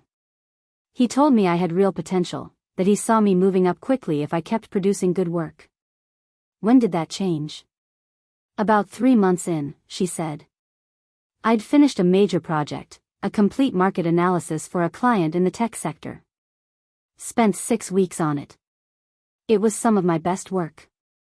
Marcus presented it to the client, and they loved it. Signed a contract extension worth $2 million. She paused, took a sip of coffee. Marcus got a bonus for that account. $20,000. At the company meeting where they announced it, he thanked his team in this vague, general way. Never mentioned my name. Never acknowledged that I'd done 90% of the actual work. Did you confront him about it? I tried, Caitlin said. I scheduled a one-on-one meeting and asked about the credit distribution. He looked at me like I'd insulted him. Told me that junior associates don't get individual recognition for team projects. That my name was on the internal documentation, which should be enough.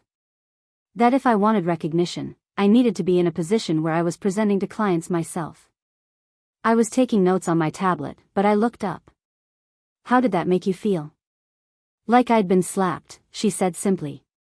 But I told myself that's just how corporate works. You pay your dues. You work your way up. So I kept going. Kept producing. Kept hoping that eventually, the recognition would come. Did it? Caitlin laughed, but there was no humor in it. No. Instead, things got worse. Marcus started holding me to different standards than other team members. If I made a small mistake, a typo in an email, a formatting inconsistency in a report, he'd call me into his office and spend 30 minutes telling me how disappointed he was. How I wasn't living up to my potential. How I needed to be more detail-oriented. But when other people made mistakes? Nothing, Caitlin said. Or gentle corrections in private. There was this guy, Connor, who accidentally sent a client email with the wrong attachment. Marcus laughed it off. Called it an honest mistake. Told Connor everyone has bad days. But you didn't get that grace. Never, she confirmed. And the crazy thing was, I started believing him. Started thinking maybe I really was underperforming. Maybe I really did need to work harder, be better, be perfect all the time. I knew this pattern. I'd read about it in research, seen it in previous assessments, and lived through a version of it at family dinners for most of my adult life. It was gaslighting dressed up as professional development. When did the situation escalate? I asked gently. Caitlin's hands tightened around her mug. About 8 months in. Marcus started asking me to stay late. Not the whole team, just me. He'd say we needed to review projects, strategize, make sure I was on track. At first, it seemed legitimate. We'd actually review work. But then the meetings started getting longer. More personal. He started asking about my life outside work. My relationships. My plans. She looked down at her coffee. One night, we were working late on a presentation. Everyone else had gone home. Marcus ordered dinner to the office, said we'd work through it. Somewhere around 9 p.m., after we'd had wine with dinner, he told me I was special. That he saw something in me that other people didn't. That I reminded him of himself when he was younger. My stomach tightened. What happened? He kissed me, Caitlin said quietly. Just leaned across the desk and kissed me. And I was so shocked, so confused, that I didn't immediately pull away. And then when I did, he apologized. Said he'd misread signals. Said he thought there was something between us. Made it seem like it was a mutual thing that just got ahead of itself. But it wasn't mutual. No, Caitlin said firmly. I never gave him any indication that I was interested. But he was my boss. He controlled my assignments, my reviews, my career trajectory. And he knew that. He absolutely knew that. Did you report it? I tried, she said. I went to HR 2 days later. Talked to someone in Jessica's department, a guy named Tom who's not there anymore. I told him what happened. You know what he said? I could guess, but I waited for her to continue. He said that office romances happen, and unless there was ongoing harassment or quid pro quo, there wasn't much they could do about a single incident. He asked if Marcus had threatened me or offered me anything in exchange for anything. When I said no, he suggested I transfer to a different department if I was uncomfortable. So they protected Marcus instead of addressing the problem. Exactly, Caitlin said. I transferred to a different team 2 weeks later. But Marcus wasn't done. He started bad-mouthing me to other managers. I'd hear things secondhand, that I'd been difficult to work with, that I had attitude problems, that my work quality had declined. None of it was true, but reputations are fragile in corporate environments. So you left. I left, she confirmed. Found a position at a competitor. Took a slight pay cut, but it was worth it to get away from that place. From him. We sat in silence for a moment. I was processing not just what Caitlin had told me, but the implications. If this had happened, if HR had known and done nothing, then the liability extended beyond Marcus to the organization itself. Caitlin, I said carefully, would you be willing to provide a formal statement about this? Something documented, signed, that could be used in an official investigation? She looked at me for a long moment. Will it actually matter? Or will it just be another complaint that gets buried because Marcus makes money for the company? I can't promise you the outcome, I said honestly. But I can promise you that your statement will be part of an official board-level review. That it will be taken seriously. And that if patterns of misconduct are established, there will be consequences. Consequences for Marcus? Or consequences for the junior associates who speak up? If I do my job correctly, consequences for Marcus. Caitlin nodded slowly. Okay. Yes. I'll provide a formal statement. Send me whatever paperwork you need, and I'll fill it out. Thank you, I said. And Caitlin? I'm sorry this happened to you. I'm sorry the system failed you. And I'm sorry my brother made you feel like you weren't valued when you clearly were. Her eyes got glassy. You know what the worst part is? I loved that job. I was good at it. And he took that from me. Made me doubt myself so much that I almost left the industry entirely. If it weren't for my therapist telling me that what I was describing sounded like workplace abuse, I might have. I reached across the table and put my hand over hers. You're not alone in this. There are others. And together, your voices are going to be impossible to ignore. We finished our coffee and exchanged contact information. Caitlin promised to send me the names of 2 other former team members who might be willing to talk. When she left, she looked lighter somehow, like telling her story had released some weight she'd been carrying. I stayed at the cafe, reviewing my notes and preparing for my next interview the following morning. My phone buzzed with a text from Marcus. We need to talk. Tonight if possible. This is getting out of hand. I stared at the message for a long moment, then typed back. I'm conducting a professional assessment. Nothing to discuss until it's complete. His response came immediately. You're my sister. You owe me a conversation. I put my phone face down on the table and didn't respond. He was right about one thing, I was his sister. But that wasn't going to save him. The next morning, I met with 2 more former employees. Both told similar stories. Initial promise and encouragement that slowly transformed into criticism, isolation, and psychological pressure.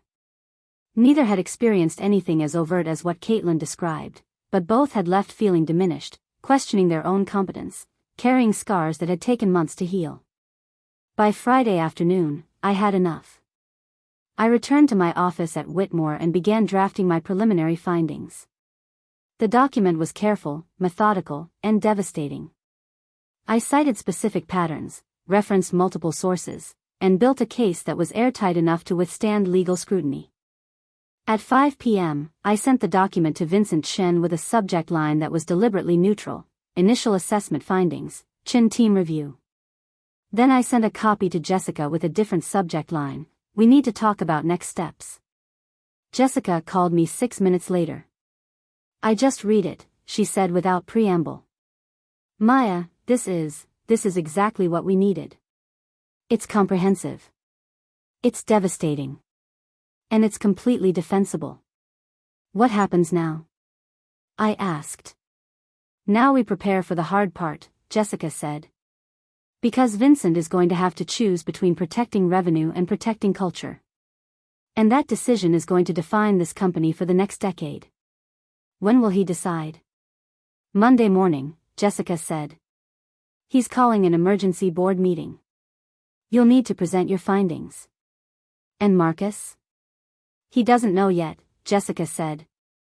But he will by Monday afternoon. I hung up and sat in my office as the sun set over Manhattan, thinking about family and justice and the strange path that had led me to this moment. My brother had spent years making me feel small. Now I was the one holding his future in my hands. And the irony of that was almost poetic. Monday morning arrived with an overcast sky that matched my mood, heavy with anticipation and the kind of gray that suggested something was about to break open. The emergency board meeting was scheduled for 9 a.m. in the executive conference room on the 20th floor, a space I'd only seen once before during my initial orientation. It was designed to intimidate, floor-to-ceiling windows overlooking the city, a table made from a single piece of polished walnut, chairs that probably cost more than most people's monthly rent. I arrived at 8:45 with my laptop, a printed copy of my report, and the kind of nervous energy that came from knowing you were about to detonate a bomb in your own family. Vincent was already there, looking like he hadn't slept. 2 other board members were present, Margaret Whitmore, the 73-year-old founder's daughter who still held significant voting shares, and James Patterson, former CEO and current advisory board member. "Maya," Vincent said, standing when I entered. "Thank you for coming early. I wanted to brief you before the others arrive." I set down my materials and took a seat. "I'm listening." "I read your report 3 times over the weekend," Vincent said, his voice careful. "It's thorough. It's well documented. And it's going to create significant complications for this organization."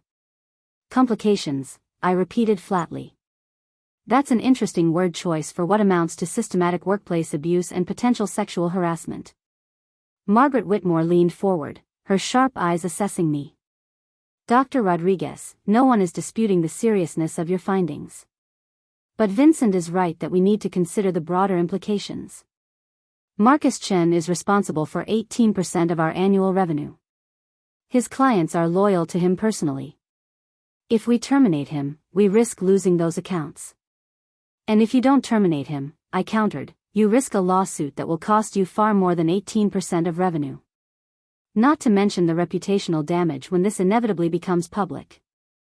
James Patterson spoke for the first time, his voice gravelly from decades of board meetings. "Is there potential for middle ground here? Mandatory training, oversight, reassignment?" I opened my laptop and pulled up a specific section of my report. "Let me read you something from one of the exit interviews. This is from a former associate named Michael Brennan who worked under Marcus for 11 months. I read aloud. "I watched Marcus systematically destroy the confidence of 3 different junior associates during my time there. It wasn't dramatic. It wasn't loud. It was surgical. He'd praise you publicly, critique you privately, make you feel like you were always one mistake away from being exposed as incompetent. I started having panic attacks before team meetings. I started seeing a therapist. When I finally left, my therapist told me I was showing signs of PTSD from a hostile work environment. That's not something you fix with a training seminar." The room went quiet. "I have 4 more statements just like that one," I continued. "And that's just from people who were willing to talk to me.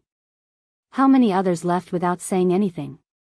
How many current employees are suffering in silence because they need the paycheck?" Margaret's expression had shifted from skeptical to troubled. "You're saying rehabilitation isn't possible?" "I'm saying that based on the pattern evidence, the duration of the behavior, and the number of people affected, attempting rehabilitation would be a liability risk the company cannot afford to take." Vincent rubbed his face with both hands. "If we terminate Marcus, we need cause that will hold up in court. His contract has protections. We'll need to. The cause is documented in my report," I said. "Multiple violations of the employee conduct policy, creation of a hostile work environment, misrepresentation of work contributions, and credible allegations of inappropriate conduct with a subordinate that was reported to HR and inadequately addressed." James looked at Vincent. "Is that last part true? HR knew about an incident with Caitlin Reeves?" Vincent's silence was answer enough. "Jesus Christ," Margaret muttered. "That's negligence on our part. That makes us liable. Which is exactly why we need to act decisively now," I said. "The longer Marcus remains in a position of authority, the more exposure the company has. Every day he manages people is another day of potential liability." The door opened and 3 more board members entered, the full complement now assembled. We spent the next 15 minutes with introductions and procedural logistics while I distributed copies of my report. Then Vincent called the meeting to order. Thank you all for making time on short notice, he began. We're here to discuss Dr. Rodriguez's preliminary findings from her cultural assessment, specifically regarding management practices within the Strategic Accounts Division. He nodded to me. I stood, connected my laptop to the display screen, and began my presentation. I'd learned over years of consulting that data told stories more effectively than emotion. So I started with numbers, turnover rates, exit interview patterns, sick day usage among Marcus's team members compared to company averages. Every metric pointed to the same conclusion: something was systematically wrong. Then I moved to qualitative data. Anonymous quotes from current employees. Named statements from former employees who'd agreed to go on record. Documented instances where HR had received complaints and failed to adequately investigate. I showed them the email chain where Tom from HR had advised Caitlin to transfer departments rather than pursue her complaint. I showed them the performance reviews where Marcus had given contradictory feedback, praising work in writing while verbally tearing it down. I showed them the pattern of credit misattribution, where junior associates' work was presented as Marcus's own. 20 minutes into my presentation, I could see the board members' expressions shifting from skepticism to concern to barely contained alarm. When I reached the section about Caitlin's allegations, Margaret interrupted. Stop there, she said. You're telling me a direct report alleged that Marcus kissed her without consent, reported it to HR, and was told to transfer departments? That's correct, I said. And Marcus faced no consequences? Not according to any documentation I could find. Margaret turned to Vincent. Did you know about this? Vincent looked genuinely stricken. Not at the time. Tom handled it at the department level. It never escalated to my desk because Caitlin transferred voluntarily and didn't file a formal complaint. Because she was told there was nothing to be done unless she had proof of quid pro quo, I added. Which is a misunderstanding of harassment law and company policy.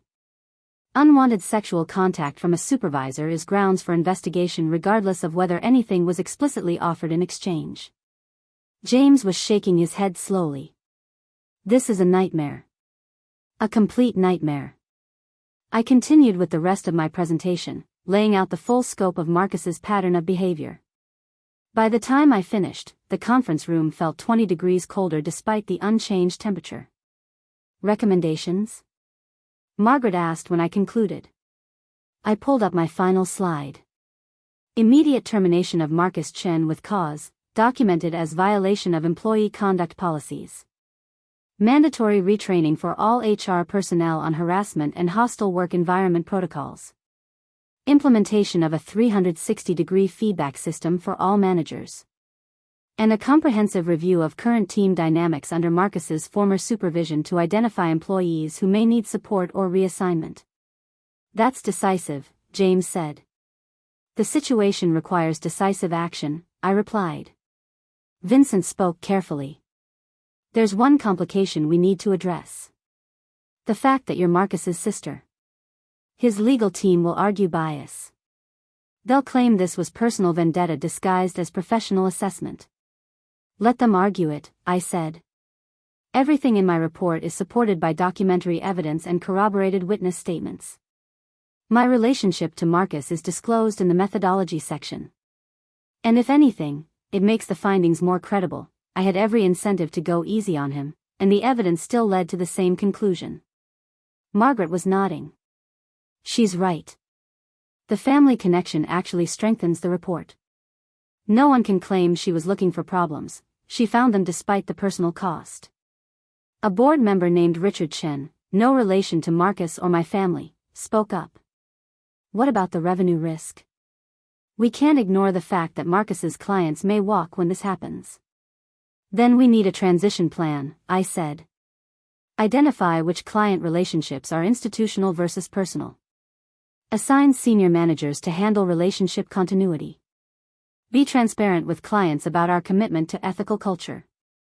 Some may leave. But companies that protect abusive managers because they generate revenue eventually lose both the revenue and their reputation. Vincent was taking notes, his expression grim but resolute. We'll need to move quickly. If we're doing this, we do it today. Get legal involved, prepare the termination documentation, coordinate with HR on the exit process. Today? Margaret looked surprised. That's fast. The longer we wait, the more risk we carry, Vincent said. And the more chance Marcus has to prepare a defense or take preemptive action. Maya's right, decisive action is the only appropriate response. The board discussed logistics for another 30 minutes. They voted unanimously to terminate Marcus's employment effective immediately. They approved the additional recommendations I'd outlined. They authorized Jessica to lead the HR retraining initiative. And then Vincent turned to me with an expression I couldn't quite read. Maya, I need to ask you something difficult. Go ahead. Do you want to be present when we terminate Marcus? You have the right to be there as the board member who conducted the investigation. But given the family dynamics, I'll understand if you'd rather not. I thought about it for exactly 3 seconds. I'll be there, I said. Not because I want to see him suffer, but because this needs to be handled professionally. If I'm not there, he'll spend years claiming this was personal. If I am there, presenting the evidence calmly and professionally, it's harder for him to make that argument. Margaret smiled, a small, knowing expression. You're tougher than you look, Dr. Rodriguez. I've had good training, I said, thinking of every family dinner where I'd had to develop armor instead of expecting protection. Vincent checked his watch. It's 11:30 now. Marcus should be in his office. Legal is drafting the termination letter. We'll convene in Vincent's office at 1 p.m. That gives everyone time to prepare. The meeting adjourned. Board members filed out, some stopping to shake my hand or offer words of support. Margaret pulled me aside near the door. My father built this company on principles of integrity and respect, she said quietly. He'd be proud of what you did today. It takes courage to hold powerful people accountable, especially when they're family. Thank you, I said. That means a lot. She patted my arm and left. I gathered my materials slowly, letting the adrenaline drain from my system. Jessica appeared in the doorway, her expression somewhere between impressed and anxious. Vincent just briefed me, she said. We're really doing this. We're really doing this, I confirmed. How are you feeling? I looked out the floor-to-ceiling windows at the gray Manhattan skyline. Honestly? Like I'm about to walk into the hardest family conversation of my life. Except it's happening in a corporate office with lawyers present instead of around a dining room table. Jessica came to stand beside me. You know he's going to fight this. He's going to be angry. He's going to say terrible things. I know, I said. But I also know that what we're doing is right. And sometimes doing the right thing means accepting that some people will never forgive you for it. For what it's worth, Jessica said, I think you're incredibly brave. I'm not brave, I said. I'm just tired of watching good people get hurt by systems that protect the wrong people. We stood there for another moment, two women looking out at a city full of office buildings where similar dramas were probably playing out, people finding courage, people facing consequences, people learning that power without accountability eventually crumbles. At 12:45, I made my way to Vincent's office. It was time to face my brother. Vincent's office was larger than I'd expected, a corner space with windows on two sides, dark wood furniture, and the kind of carefully curated art collection that suggested expensive consultants had been involved. When I arrived at 12:50, 3 people were already there, Vincent behind his desk, a woman I recognized as Patricia Moreno from the legal department, and a younger man I didn't know who was introduced as Michael Trent, also from legal. Maya, Vincent said, gesturing to a chair positioned slightly to the side of his desk. We've prepared the termination documentation. Patricia will walk Marcus through the legal parameters, and I'll handle the actual notification. Your role, if you're comfortable with it, is to present the key findings from your report if he disputes the cause. Understood, I said, taking my seat. Patricia laid out several documents on the desk. He'll have the right to review these, but we won't be negotiating the terms today. The severance package is standard per his contract. 3 months' pay, continuation of benefits for 90 days, and a non-disparagement clause that works both ways. He won't take this lying down, I said. You should be prepared for him to threaten legal action. We're prepared, Patricia assured me. The documentation you provided is solid. If he wants to fight this in court, he's welcome to try. But between the witness statements, the HR failures, and the pattern evidence, he doesn't have much of a case. A knock on the door made us all look up. That's him, Vincent said quietly. Everyone ready?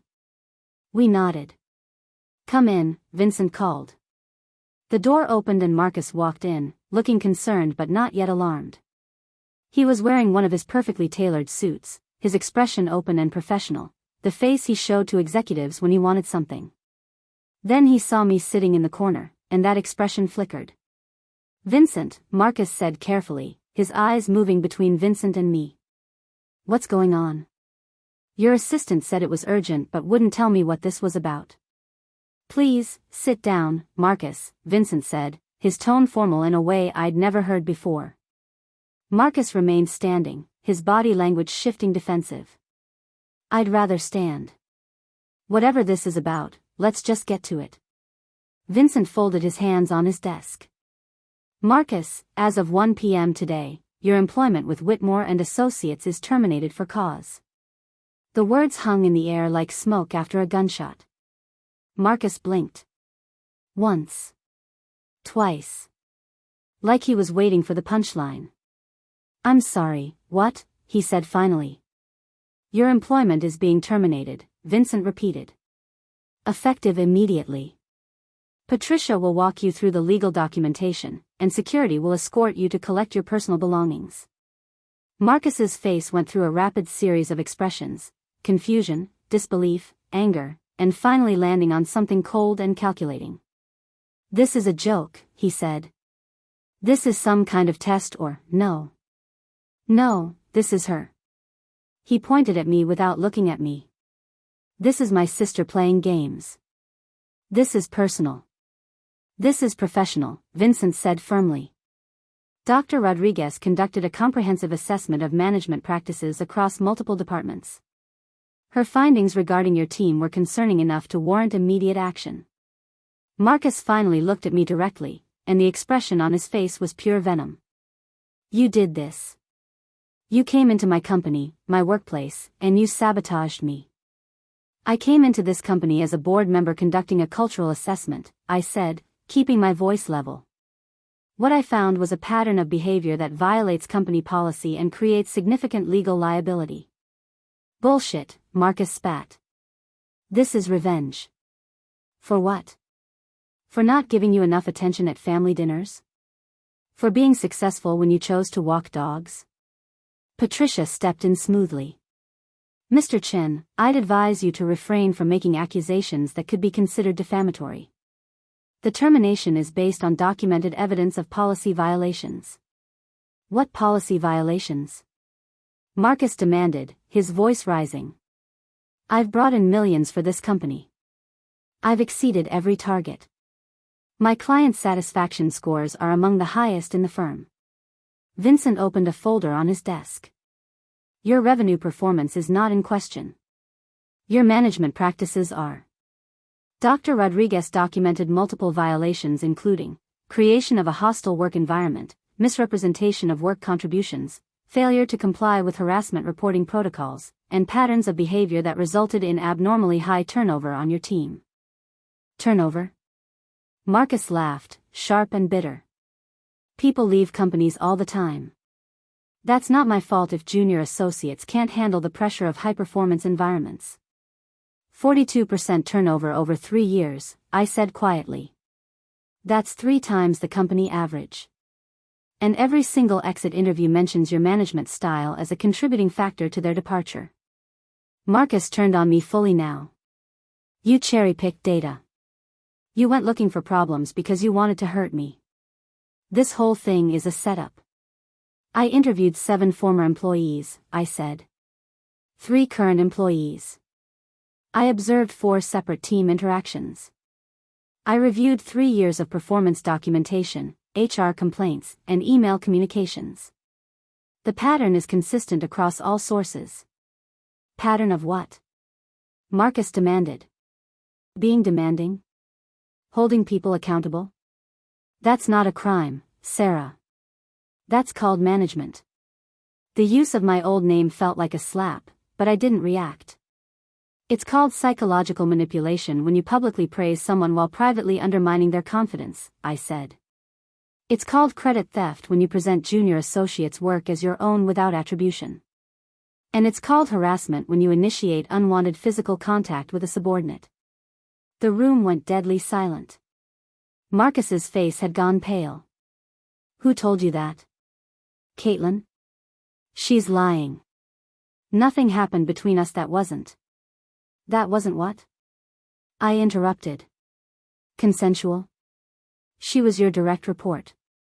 You had power over her assignments, her reviews, her entire career trajectory. Even if she hadn't explicitly said no, which she did, the power dynamic makes genuine consent impossible. Patricia spoke up again. Mr. Chen, I strongly advise you to stop talking. Anything you say right now could be used in potential legal proceedings. But Marcus was beyond caring about legal advice. He was staring at me like I'd personally betrayed everything he'd ever believed in. You're destroying my career, he said, his voice shaking now. Over what? Exaggerated complaints from people who couldn't cut it? One incident that was blown out of proportion? This is insane. 17 people left your team, I said. 17 people who were talented enough to be hired by this company couldn't survive working under you. That's not a coincidence. That's not bad luck. That's a systematic problem. Those people were weak, Marcus shot back. They wanted participation trophies and constant validation. I was preparing them for the real world. I was making them better. You were breaking them down, I said, and for the first time, I felt my carefully controlled composure crack slightly. You were taking talented, confident people and systematically destroying their self-worth so you could feel powerful. That's not leadership. That's abuse. Marcus flinched like I'd hit him. Vincent cleared his throat. Marcus, you have two options. You can sign the termination agreement with the standard severance package and non-disparagement clause. Or you can refuse to sign, forfeit the severance, and will proceed with a termination for cause that becomes part of your permanent employment record. How generous, Marcus said bitterly. Sign away my right to defend myself or get blackballed from the industry. The non-disparagement clause works both ways, Patricia clarified. You agree not to speak negatively about the company, and we agree not to speak negatively about you. Future employers will receive confirmation of your dates of employment and the fact that you left the company. Nothing more. Unless they ask why I left. We'll say it was a mutual parting due to cultural fit, Vincent said. But Marcus, that courtesy extends only if you sign the agreement. If you fight this, the documentation becomes public record. Marcus looked at the papers on the desk like they were poison. I want to see the evidence. If you're going to destroy my career, I have the right to see exactly what you're basing this on. Vincent glanced at Patricia, who nodded slightly. You'll receive a summary of the findings, Patricia said. But the full report, including witness statements, remains confidential to protect the privacy of the individuals involved. Of course it does, Marcus said. Can't let me actually defend myself. Can't let me face my accusers. Just trust that my sister, who has every reason to hate me, conducted an objective investigation. I disclosed our relationship in the methodology section, I said. The board was aware of the potential for bias. They reviewed my findings independently and concluded the evidence supported the termination. Marcus looked at me with something that might have been genuine hurt beneath the anger. How long have you been planning this? Since that dinner? Since you walked into that room and decided to humiliate me in front of my colleagues? I wasn't planning anything, I said. I was hired to do a job. When I observed your team meeting and spoke to your former employees, I found a pattern that required action. This isn't personal, Marcus. This is professional. Everything between us is personal, he said quietly. You know that. You've resented me for years. Resented my success, my career, the fact that I chose to actually do something with my life instead of. Instead of what? I cut in, my voice sharper now. Instead of pursuing work that actually mattered to me? Instead of building a career based on helping people rather than exploiting them? You want to talk about choices, Marcus? I chose authenticity over approval. I chose integrity over income. And somehow, I still ended up in a position of authority over you. What does that tell you? His jaw clenched. It tells me that nepotism and family connections still matter more than actual competence. I'm on this board because I have a doctorate in organizational psychology and a track record of successful culture transformations at major corporations, I said. What are your qualifications beyond making money for other people while destroying the confidence of everyone who works for you? Vincent stood up, his tone brooking no argument. That's enough. Marcus, you have until 5 p.m. today to review the termination agreement and provide your signature. If we don't receive it by then, we'll proceed with the alternative termination process. Security will escort you to collect your personal belongings. Your access cards and company devices need to be surrendered before you leave the building. Marcus stood there for a long moment, looking between the three of us like he was trying to find an angle, a way to negotiate, a loophole that would let him escape this. There wasn't one. Fine, he said finally. I'll review your documents. But this isn't over. Not by a long shot. Mr. Chen, Patricia started, but Marcus was already moving toward the door. He stopped with his hand on the handle and looked back at me one last time. You know what the saddest part is, he said. I actually thought you'd turned your life around. When I saw you at that dinner, saw that you'd become someone, I thought maybe I'd been wrong about you. Maybe you'd finally figured out how the world works. He shook his head slowly. But you're still the same person. Still trying to prove something. Still so desperate to be seen as equal that you'll burn down your own family to do it. I'm not burning down family, I said quietly. I'm holding you accountable for hurting people who couldn't defend themselves. If you can't see the difference, then you've learned nothing. Marcus left without another word, the door closing behind him with a soft click that somehow felt louder than any slam. The room exhaled collectively. Well, Patricia said after a moment. That went about as well as could be expected. Vincent was rubbing his temples. Maya, are you okay? I realized my hands were shaking slightly. I clasped them together in my lap. I'm fine. Is there anything else you need from me today? No, Vincent said gently. You've done more than enough. Go home. Take tomorrow if you need it. This was a lot. I gathered my things and stood. My legs felt unsteady, but I made it to the door. Maya? Vincent called after me. I turned back.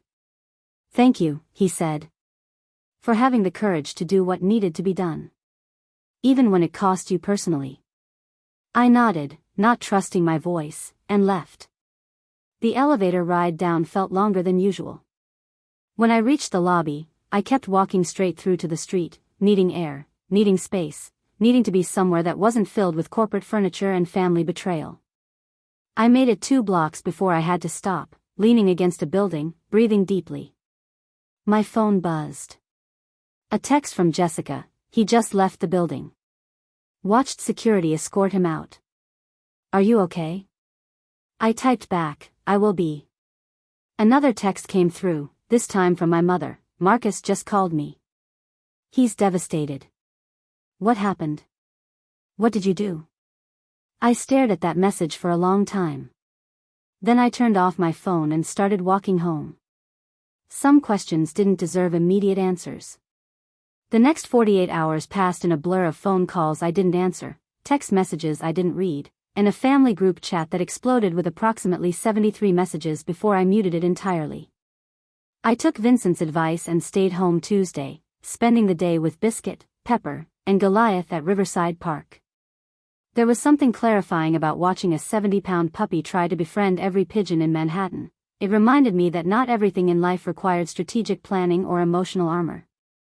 By Wednesday morning, I felt steady enough to return to the office.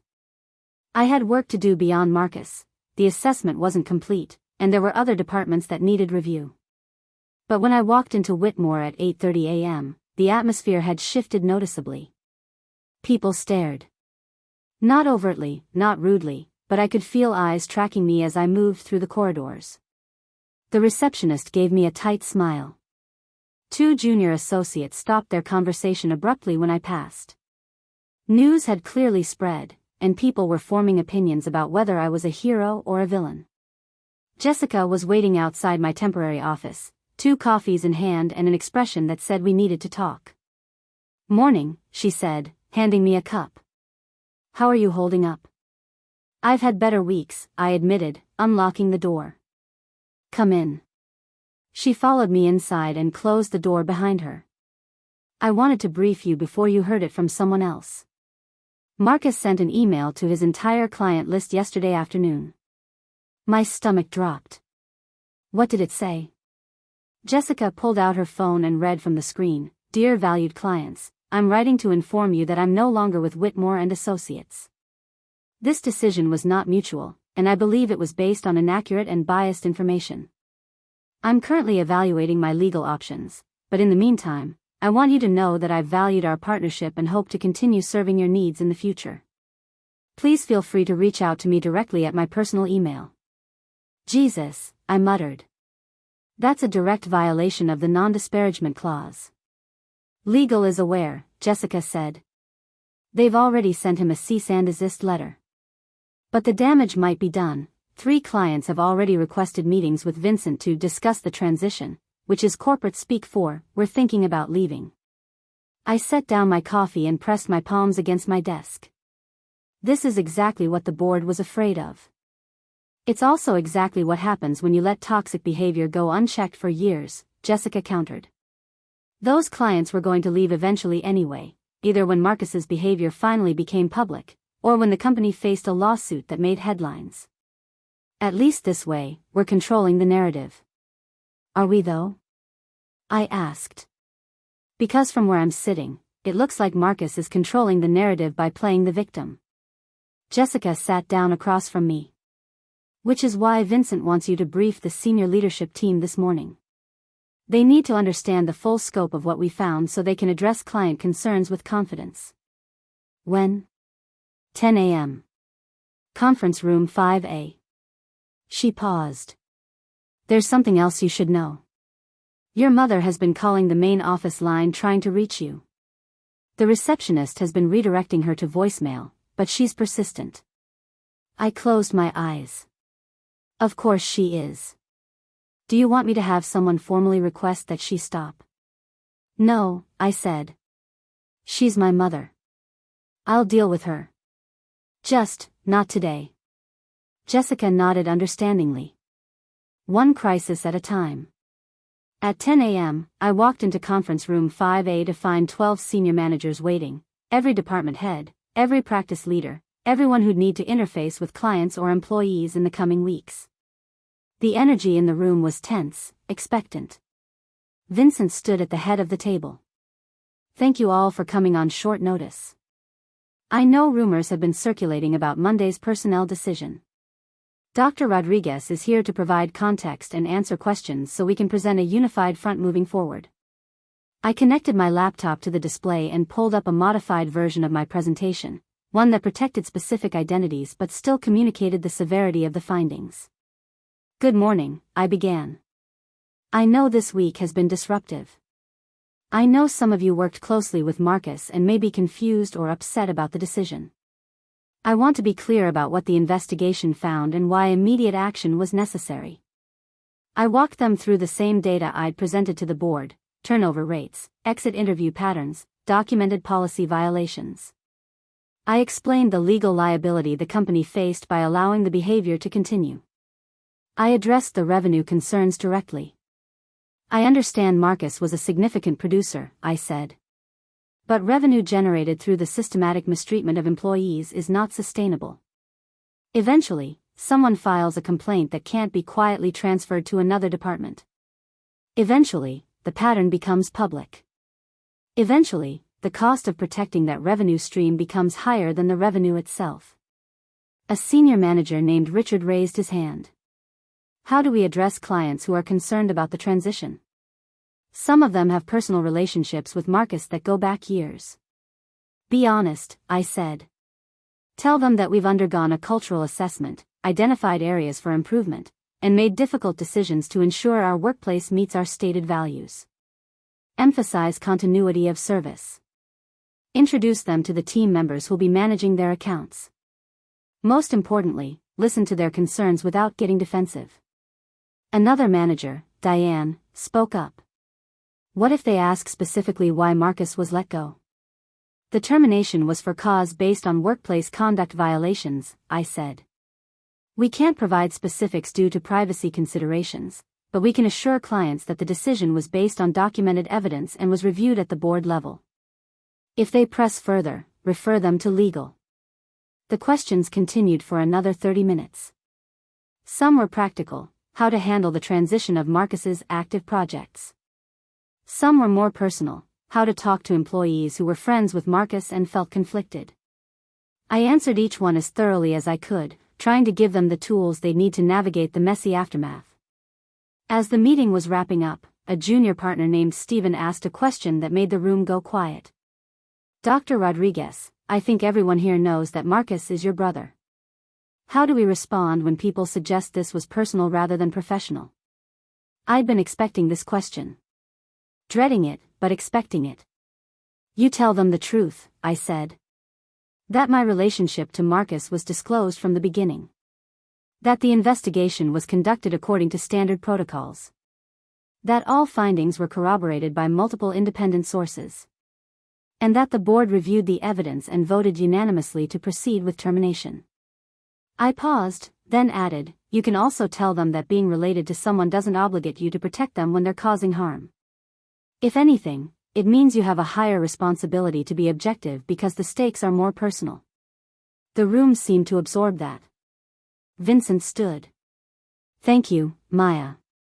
And thank you all for being here. We're going to get through this together. Dismissed. As people filed out, several stopped to shake my hand or offer quiet words of support. Diane pulled me aside near the door. I worked with one of the women who left Marcus's team, she said quietly. Emily Sanderson. She was brilliant. Absolutely brilliant. And after 6 months working for Marcus, she quit corporate entirely. Last I heard, she was teaching high school English in Vermont. Did she tell you why she left? I asked. She said she couldn't look at herself in the mirror anymore, Diane said. Said she'd become someone she didn't recognize. That's what working for Marcus did to people. It didn't just make them quit jobs, it made them question their entire sense of self. She squeezed my arm. What you did took guts. Don't let anyone make you doubt that. After she left, I stood in the empty conference room for a moment, looking out at the Manhattan skyline. Somewhere in this city, Marcus was probably in his apartment, making phone calls, talking to lawyers, building his counter-narrative. Somewhere else, my mother was probably crying, unable to understand how her children had ended up on opposite sides of something this serious. And scattered across the city and beyond were 17 former employees who'd left Whitmore carrying wounds that would take time to heal. People like Emily, who'd walked away from careers they'd worked years to build because staying had become psychologically untenable. My phone buzzed. A text from an unknown number. Dr. Rodriguez, this is Amanda Hirsch from Marcus's former team. I just wanted to say thank you. For listening. For believing us. For actually doing something. I know this must have been incredibly difficult for you. Then another text, this one from Trevor, the junior associates are talking. What you did is already changing things. People feel safer speaking up. That matters. And one more, from a number I recognized as Caitlin's. I heard what happened. I know it probably doesn't feel like it right now, but you just saved people from going through what I went through. That's everything. I sat down in one of the conference room chairs and read those messages 3 times each. This was why I'd done it. Not for revenge. Not to prove something to Marcus or my family or anyone else. For the Amandas and the Emilys and the Caitlins. For the people who'd been systematically diminished by someone who should have been supporting them. For the future employees who would now work in a slightly safer, slightly more accountable environment. My phone rang. My mother's number. I stared at it for a long moment, then answered. Hello, Mom. Sarah. Her voice was thick with tears. I've been trying to reach you for 2 days. Why haven't you called me back? I needed time to process, I said. Your brother is devastated. Absolutely devastated. He's talking about lawsuits, about moving across the country, about, her voice broke. How could you do this to him? How could you do this to our family? I did my job, I said quietly. I investigated workplace misconduct and reported my findings. The board made the decision to terminate his employment based on evidence, not on family dynamics. Evidence, she repeated bitterly. You mean complaints from people who couldn't handle working for someone with high standards? I mean documented patterns of psychological manipulation, credit theft, and inappropriate conduct with subordinates, I said. I mean 17 people who left their jobs because working for Marcus became intolerable. I mean a man who systematically destroyed the confidence of talented people because it made him feel powerful. He was pushing them to be better, my mother insisted. That's what good managers do. They challenge people. There's a difference between challenging people and breaking them down, I said. Marcus crossed that line repeatedly. And when people reported it, the company did nothing. So yes, I did something. I held him accountable. My mother was quiet for a moment. Then, in a smaller voice, he's your brother. I know, I said. And I wish that had been enough to make him think twice before treating people the way he did. I wish family loyalty had inspired him to be better instead of assuming he could get away with being worse. But it didn't. What am I supposed to do now? She asked. How am I supposed to choose between my children? You don't have to choose, I said. You can love Marcus and still acknowledge that what he did was wrong. You can support him through the consequences of his actions without pretending those actions didn't happen. That's actually what real support looks like, holding people accountable because you believe they can be better. She didn't respond. I have to go, Mom, I said. I'm at work. But I meant what I said last week, call me Thursday evening. We can talk. Not about Marcus. About everything else we've missed. Okay, she whispered. Thursday. I hung up and sat in the quiet conference room, feeling the weight of the conversation settle around me. This was the cost of accountability, fractured relationships, painful conversations, the knowledge that some people would never understand why you did what you did. But it was also the price of integrity. And after 32 years of compromising myself to keep the peace, I was finally okay with paying it. 3 weeks passed. The dust was beginning to settle at Whitmore Associates. New account managers had been assigned to Marcus's former clients. Amanda had been promoted to lead on several projects she'd previously worked on in the shadows, and the HR department was midway through mandatory retraining on harassment protocols and hostile work environment recognition. But my work wasn't done. Not yet. Vincent had asked me to present a comprehensive final report to the full board, including recommendations for long-term cultural improvement. That presentation was scheduled for Friday afternoon, but there was something I needed to do first. Thursday morning, I sent out an email to every person who'd worked under Marcus in the past 3 years, 17 former employees and the 5 current team members. The subject line read, Invitation to participate in closure session. The email was brief. I'm conducting a voluntary gathering for anyone who worked under Marcus Chen's supervision and would like to share their experience in a safe, confidential setting. This is not an investigation. This is an opportunity for collective processing and validation. Light refreshments provided. RSVP if interested. I'd booked a private room at a neutral location, a community center in Brooklyn, far from Whitmore's offices, far from corporate Manhattan, somewhere that felt like civilian space rather than battlefield territory. I wasn't sure anyone would come. By Thursday afternoon, 12 people had RSVP'd yes. Friday at 6 p.m., I arrived at the community center with a box of pastries from a local bakery, several boxes of coffee, and absolutely no idea if this was going to help or make everything worse. The room I'd booked was simple, folding chairs arranged in a circle, large windows letting in the early evening light, a whiteboard on one wall that I'd left blank. I set up the food on a table near the back and waited. At 6:15, the first person arrived. Amanda Hirsch, looking nervous but determined. "Hey," she said. "I wasn't sure if I should come, but I needed to be here." "I'm glad you're here," I said. Then Caitlin walked in, followed by a man I didn't recognize who introduced himself as Connor, one of the former associates Jessica had mentioned. Then Patrick from the team meeting. Then 3 more former employees I'd interviewed by phone. By 6:30, 11 people were sitting in the circle, holding coffee cups like lifelines.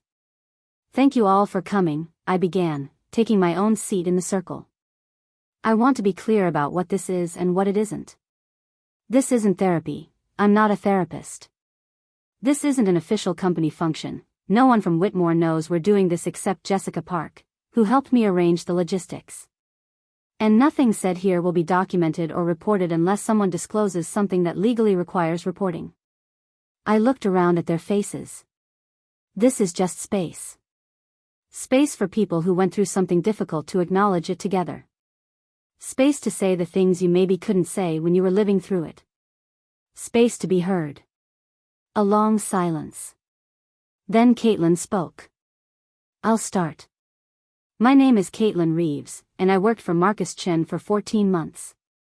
And for most of that time, I thought I was the problem. I thought I wasn't good enough, smart enough, professional enough. I thought if I just worked harder, stayed later, proved myself more, eventually he'd see my value." Her voice cracked slightly. "It wasn't until I left and started therapy that I realized he'd been systematically conditioning me to believe I was inadequate. That was the point. Keep me off balance. Keep me doubting myself. Keep me desperate for his approval so I'd never question his authority or advocate for myself." Amanda nodded, tears already streaming down her face. "Yes. Exactly that. The constant moving target. Nothing was ever good enough, but he never told you what good enough actually looked like." Connor jumped in. "And the way he'd pit us against each other. Praise one person publicly while privately telling others they needed to step up to that level. It created this environment where we couldn't support each other because we were all competing for scraps of validation. I started having panic attacks," Patrick said quietly. "Before team meetings. Before one-on-ones. My doctor put me on medication because she thought I had generalized anxiety disorder. But once I left and transferred to a different department, the panic attacks stopped completely. It wasn't anxiety disorder. It was Marcus." A woman named Rachel, who'd left the company 2 years ago, spoke up. "I'm a psychologist now. I went back to school after I left Whitmore because working for Marcus made me so interested in understanding toxic workplace dynamics. I literally restructured my entire career around trying to understand what had happened to me." She smiled sadly. "I can now tell you academically that what Marcus practiced was textbook psychological manipulation. Intermittent reinforcement. Public praise combined with private criticism.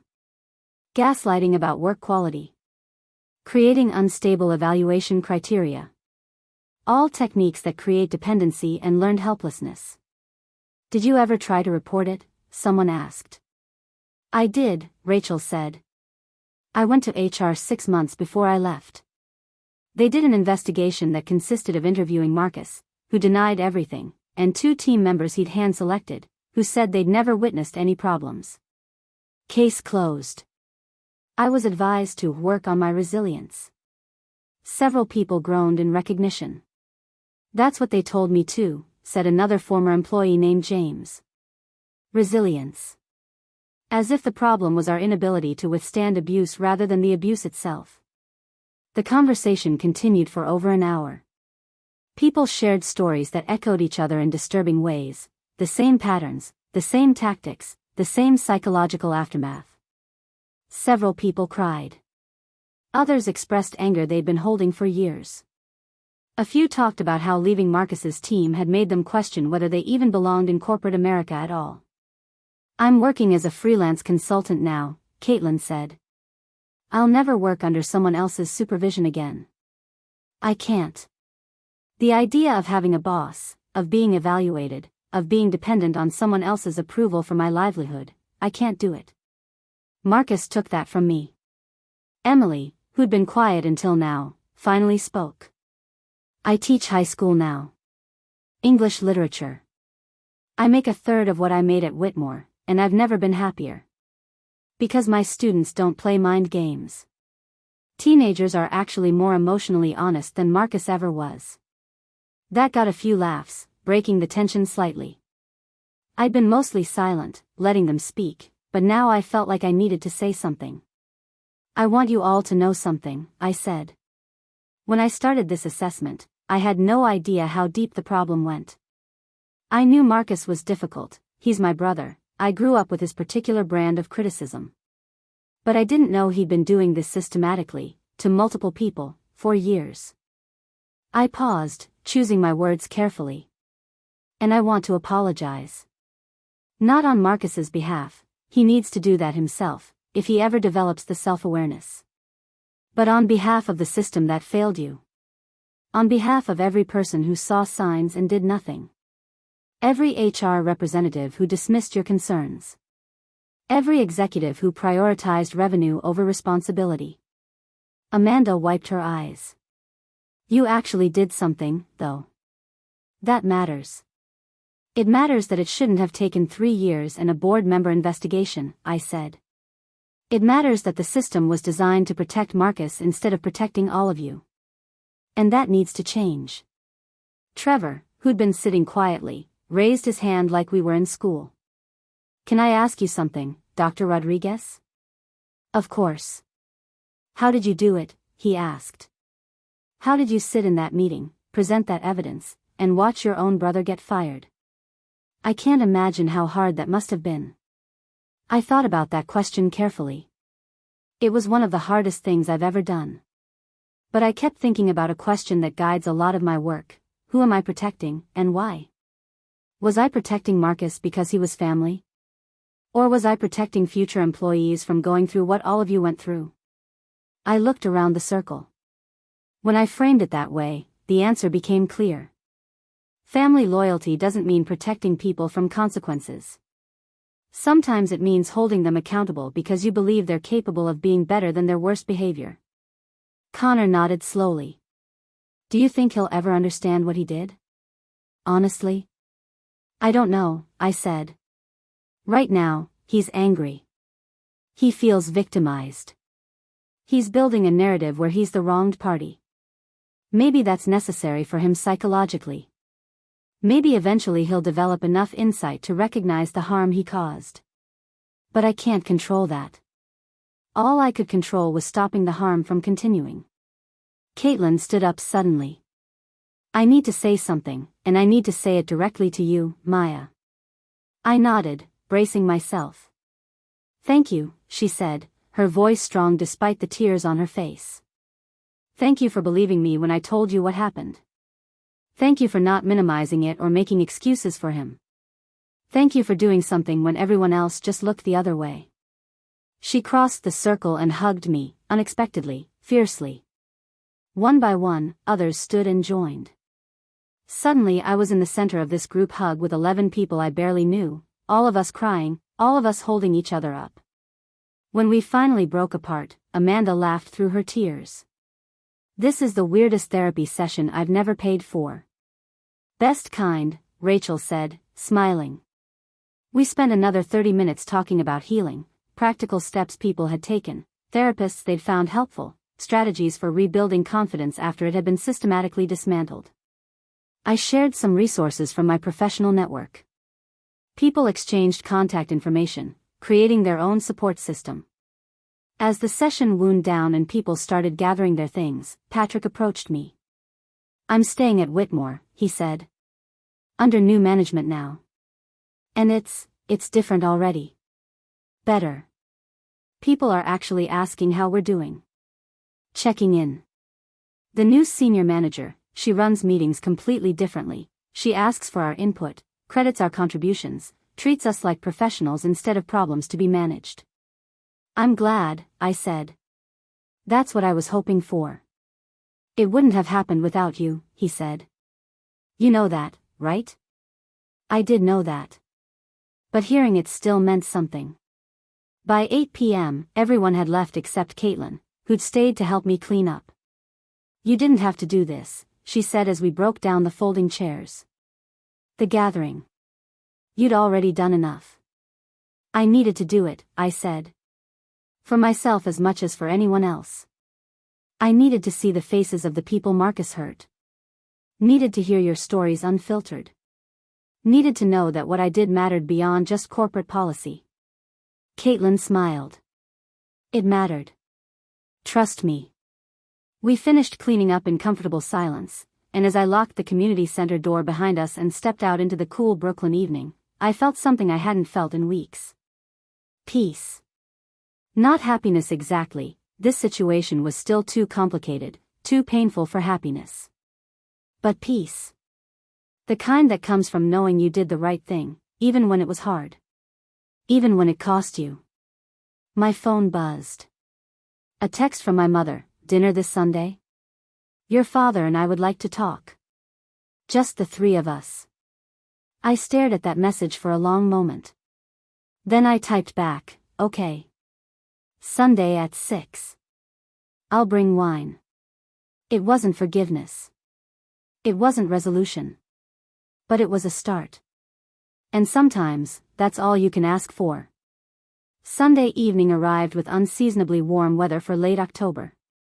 I stood outside my parents' house in Queens, the same house where I'd grown up, where countless family dinners had chipped away at my confidence, where Marcus had learned that words could be weapons if deployed strategically enough. The wine bottle in my hand felt heavier than it should. I'd chosen a nice Pinot Noir from a small vineyard upstate, expensive enough to show respect, but not so expensive it felt like I was trying to prove something. Walking the line between boundaries and bridges was exhausting, but necessary. I rang the doorbell instead of using my key. That felt important somehow. A signal that I was visiting as an adult, not returning as a child. My father answered. He looked older than I remembered, more gray in his hair, deeper lines around his eyes. He was wearing his weekend clothes, casual button-down and slacks, the uniform of a man who'd spent 40 years in middle management and carried that formality into his personal life. Sarah, he said. Not Maya. Never Maya. He'd refused to acknowledge my professional name from the beginning, treating it like a phase I'd eventually outgrow. Dad, I said, holding up the wine. As promised. He took the bottle, examined the label with the critical eye of someone who knew just enough about wine to have opinions. Come in. The house smelled the same, my mother's cooking, the specific laundry detergent she'd used for 30 years, and underneath it all, the accumulated scent of family history. Some memories you carried in your bones. Others you carried in your nose. Mom was in the kitchen, pulling a roast from the oven.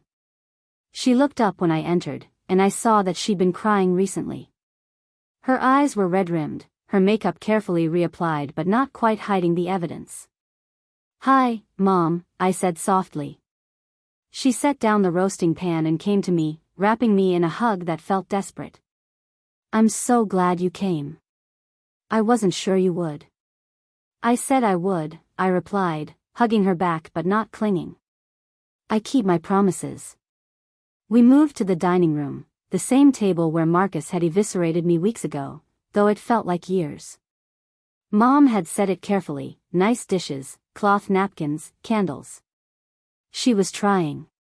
Dad opened the wine while Mom brought out the food, pot roast, roasted vegetables, mashed potatoes. Comfort food. The kind of meal that said I love you in a language older than words. We served ourselves in relative silence, the clinking of silverware against china filling the awkward spaces. Finally, Dad cleared his throat.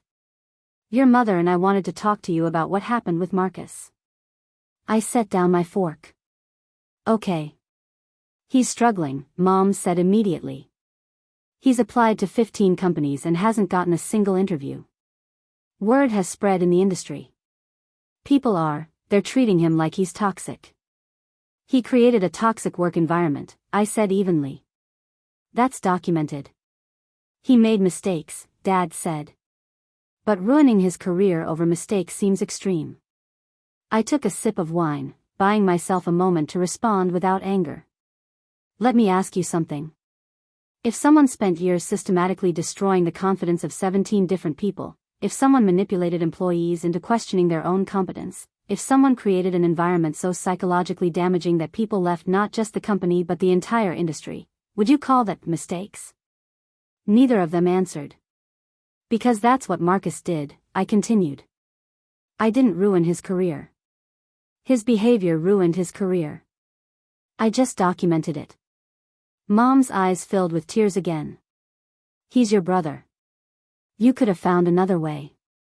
You could have talked to him privately, given him a chance to change.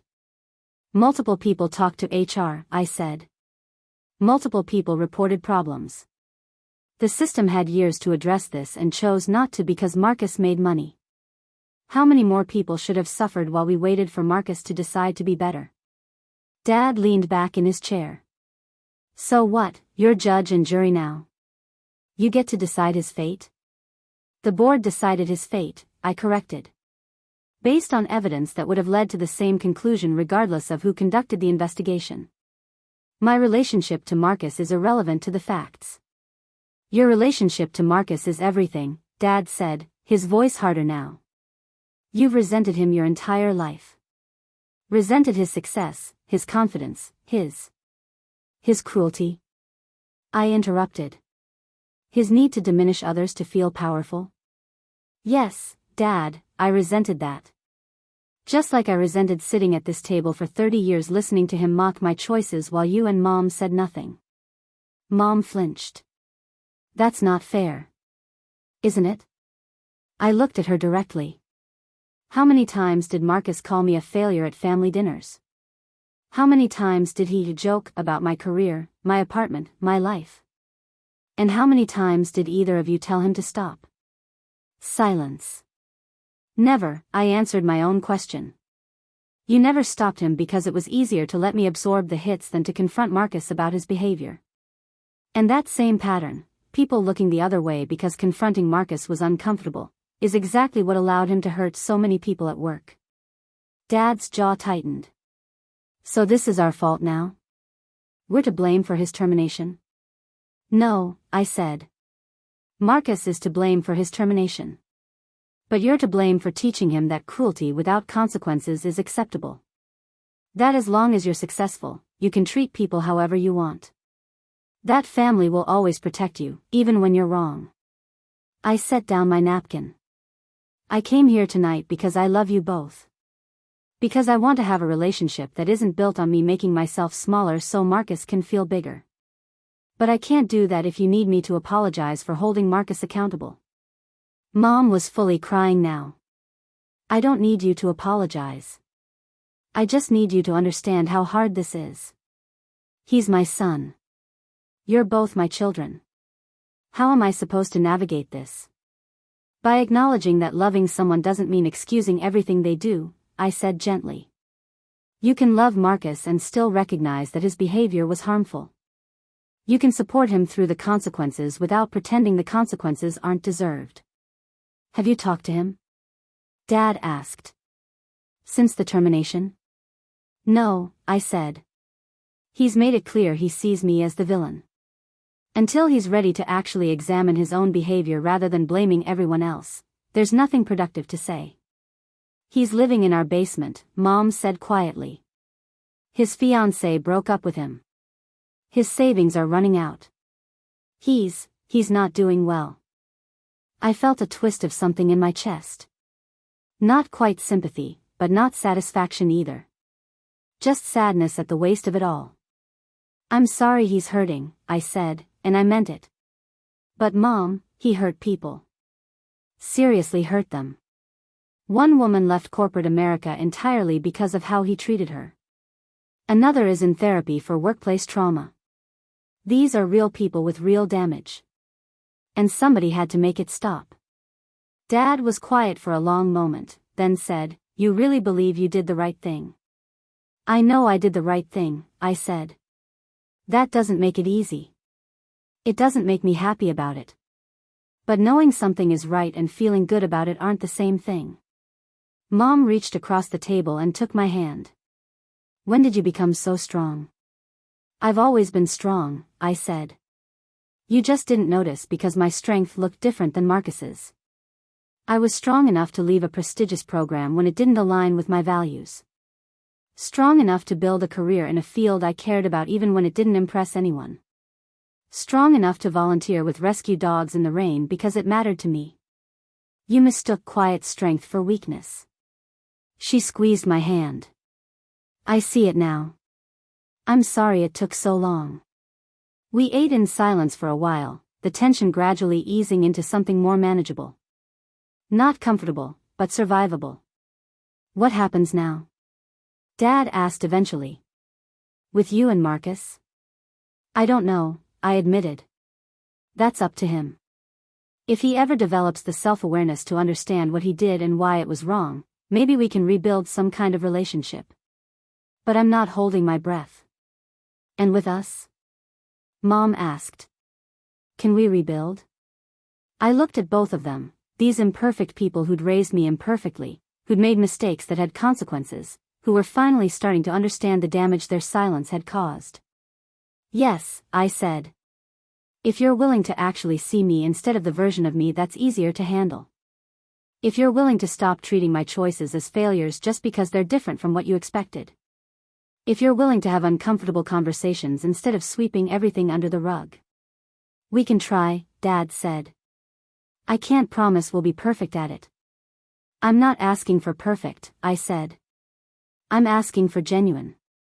Mom started crying again, but this time it felt different. Like release instead of resistance. We finished dinner and moved to the living room with coffee. For the first time in years, we talked about things that mattered. My work, my goals, the life I'd built that they'd never really asked about.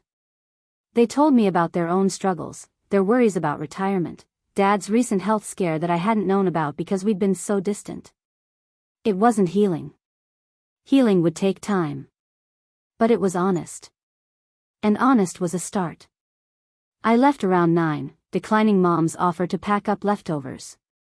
At the door, Dad hugged me, awkwardly, stiffly, but genuinely. "Your brother isn't the only one who's proud of you," he said quietly. "I'm proud too. I should have said it years ago."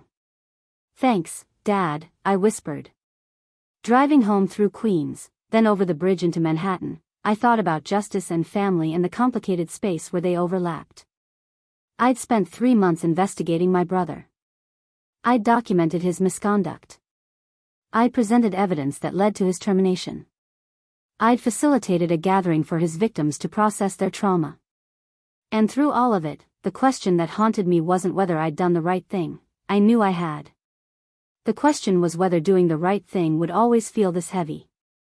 My phone buzzed at a red light. A text from Jessica: "Board approved all your recommendations. Full culture overhaul. You're being asked to stay on for another 6 months to oversee implementation. Congratulations." I smiled despite the exhaustion. Another text came through, this one from Amanda: "Just got promoted to senior associate. First project I'm leading starts next week. Thank you for making this possible." Then one from Trevor: "The new mentorship program you recommended is launching next month. Already has 60 signups. People are excited." The light turned green and I drove toward home, toward my small 5th-floor walk-up in Queens, toward Biscuit and Pepper and Goliath, who would be ecstatic to see me regardless of corporate drama or family complications. Tomorrow I'd return to Whitmore and continue the work of building something better. Tomorrow I'd follow up with the former employees I'd met on Friday. Tomorrow I'd start drafting the implementation plan for the cultural transformation. But tonight, I was just Sarah Maya Rodriguez-Chen, not doctor, not board member, not Marcus's sister or my parents' daughter. Just someone who'd chosen integrity over comfort, accountability over approval, and truth over family mythology. Someone who'd walked dogs in the rain and ended up walking into boardrooms.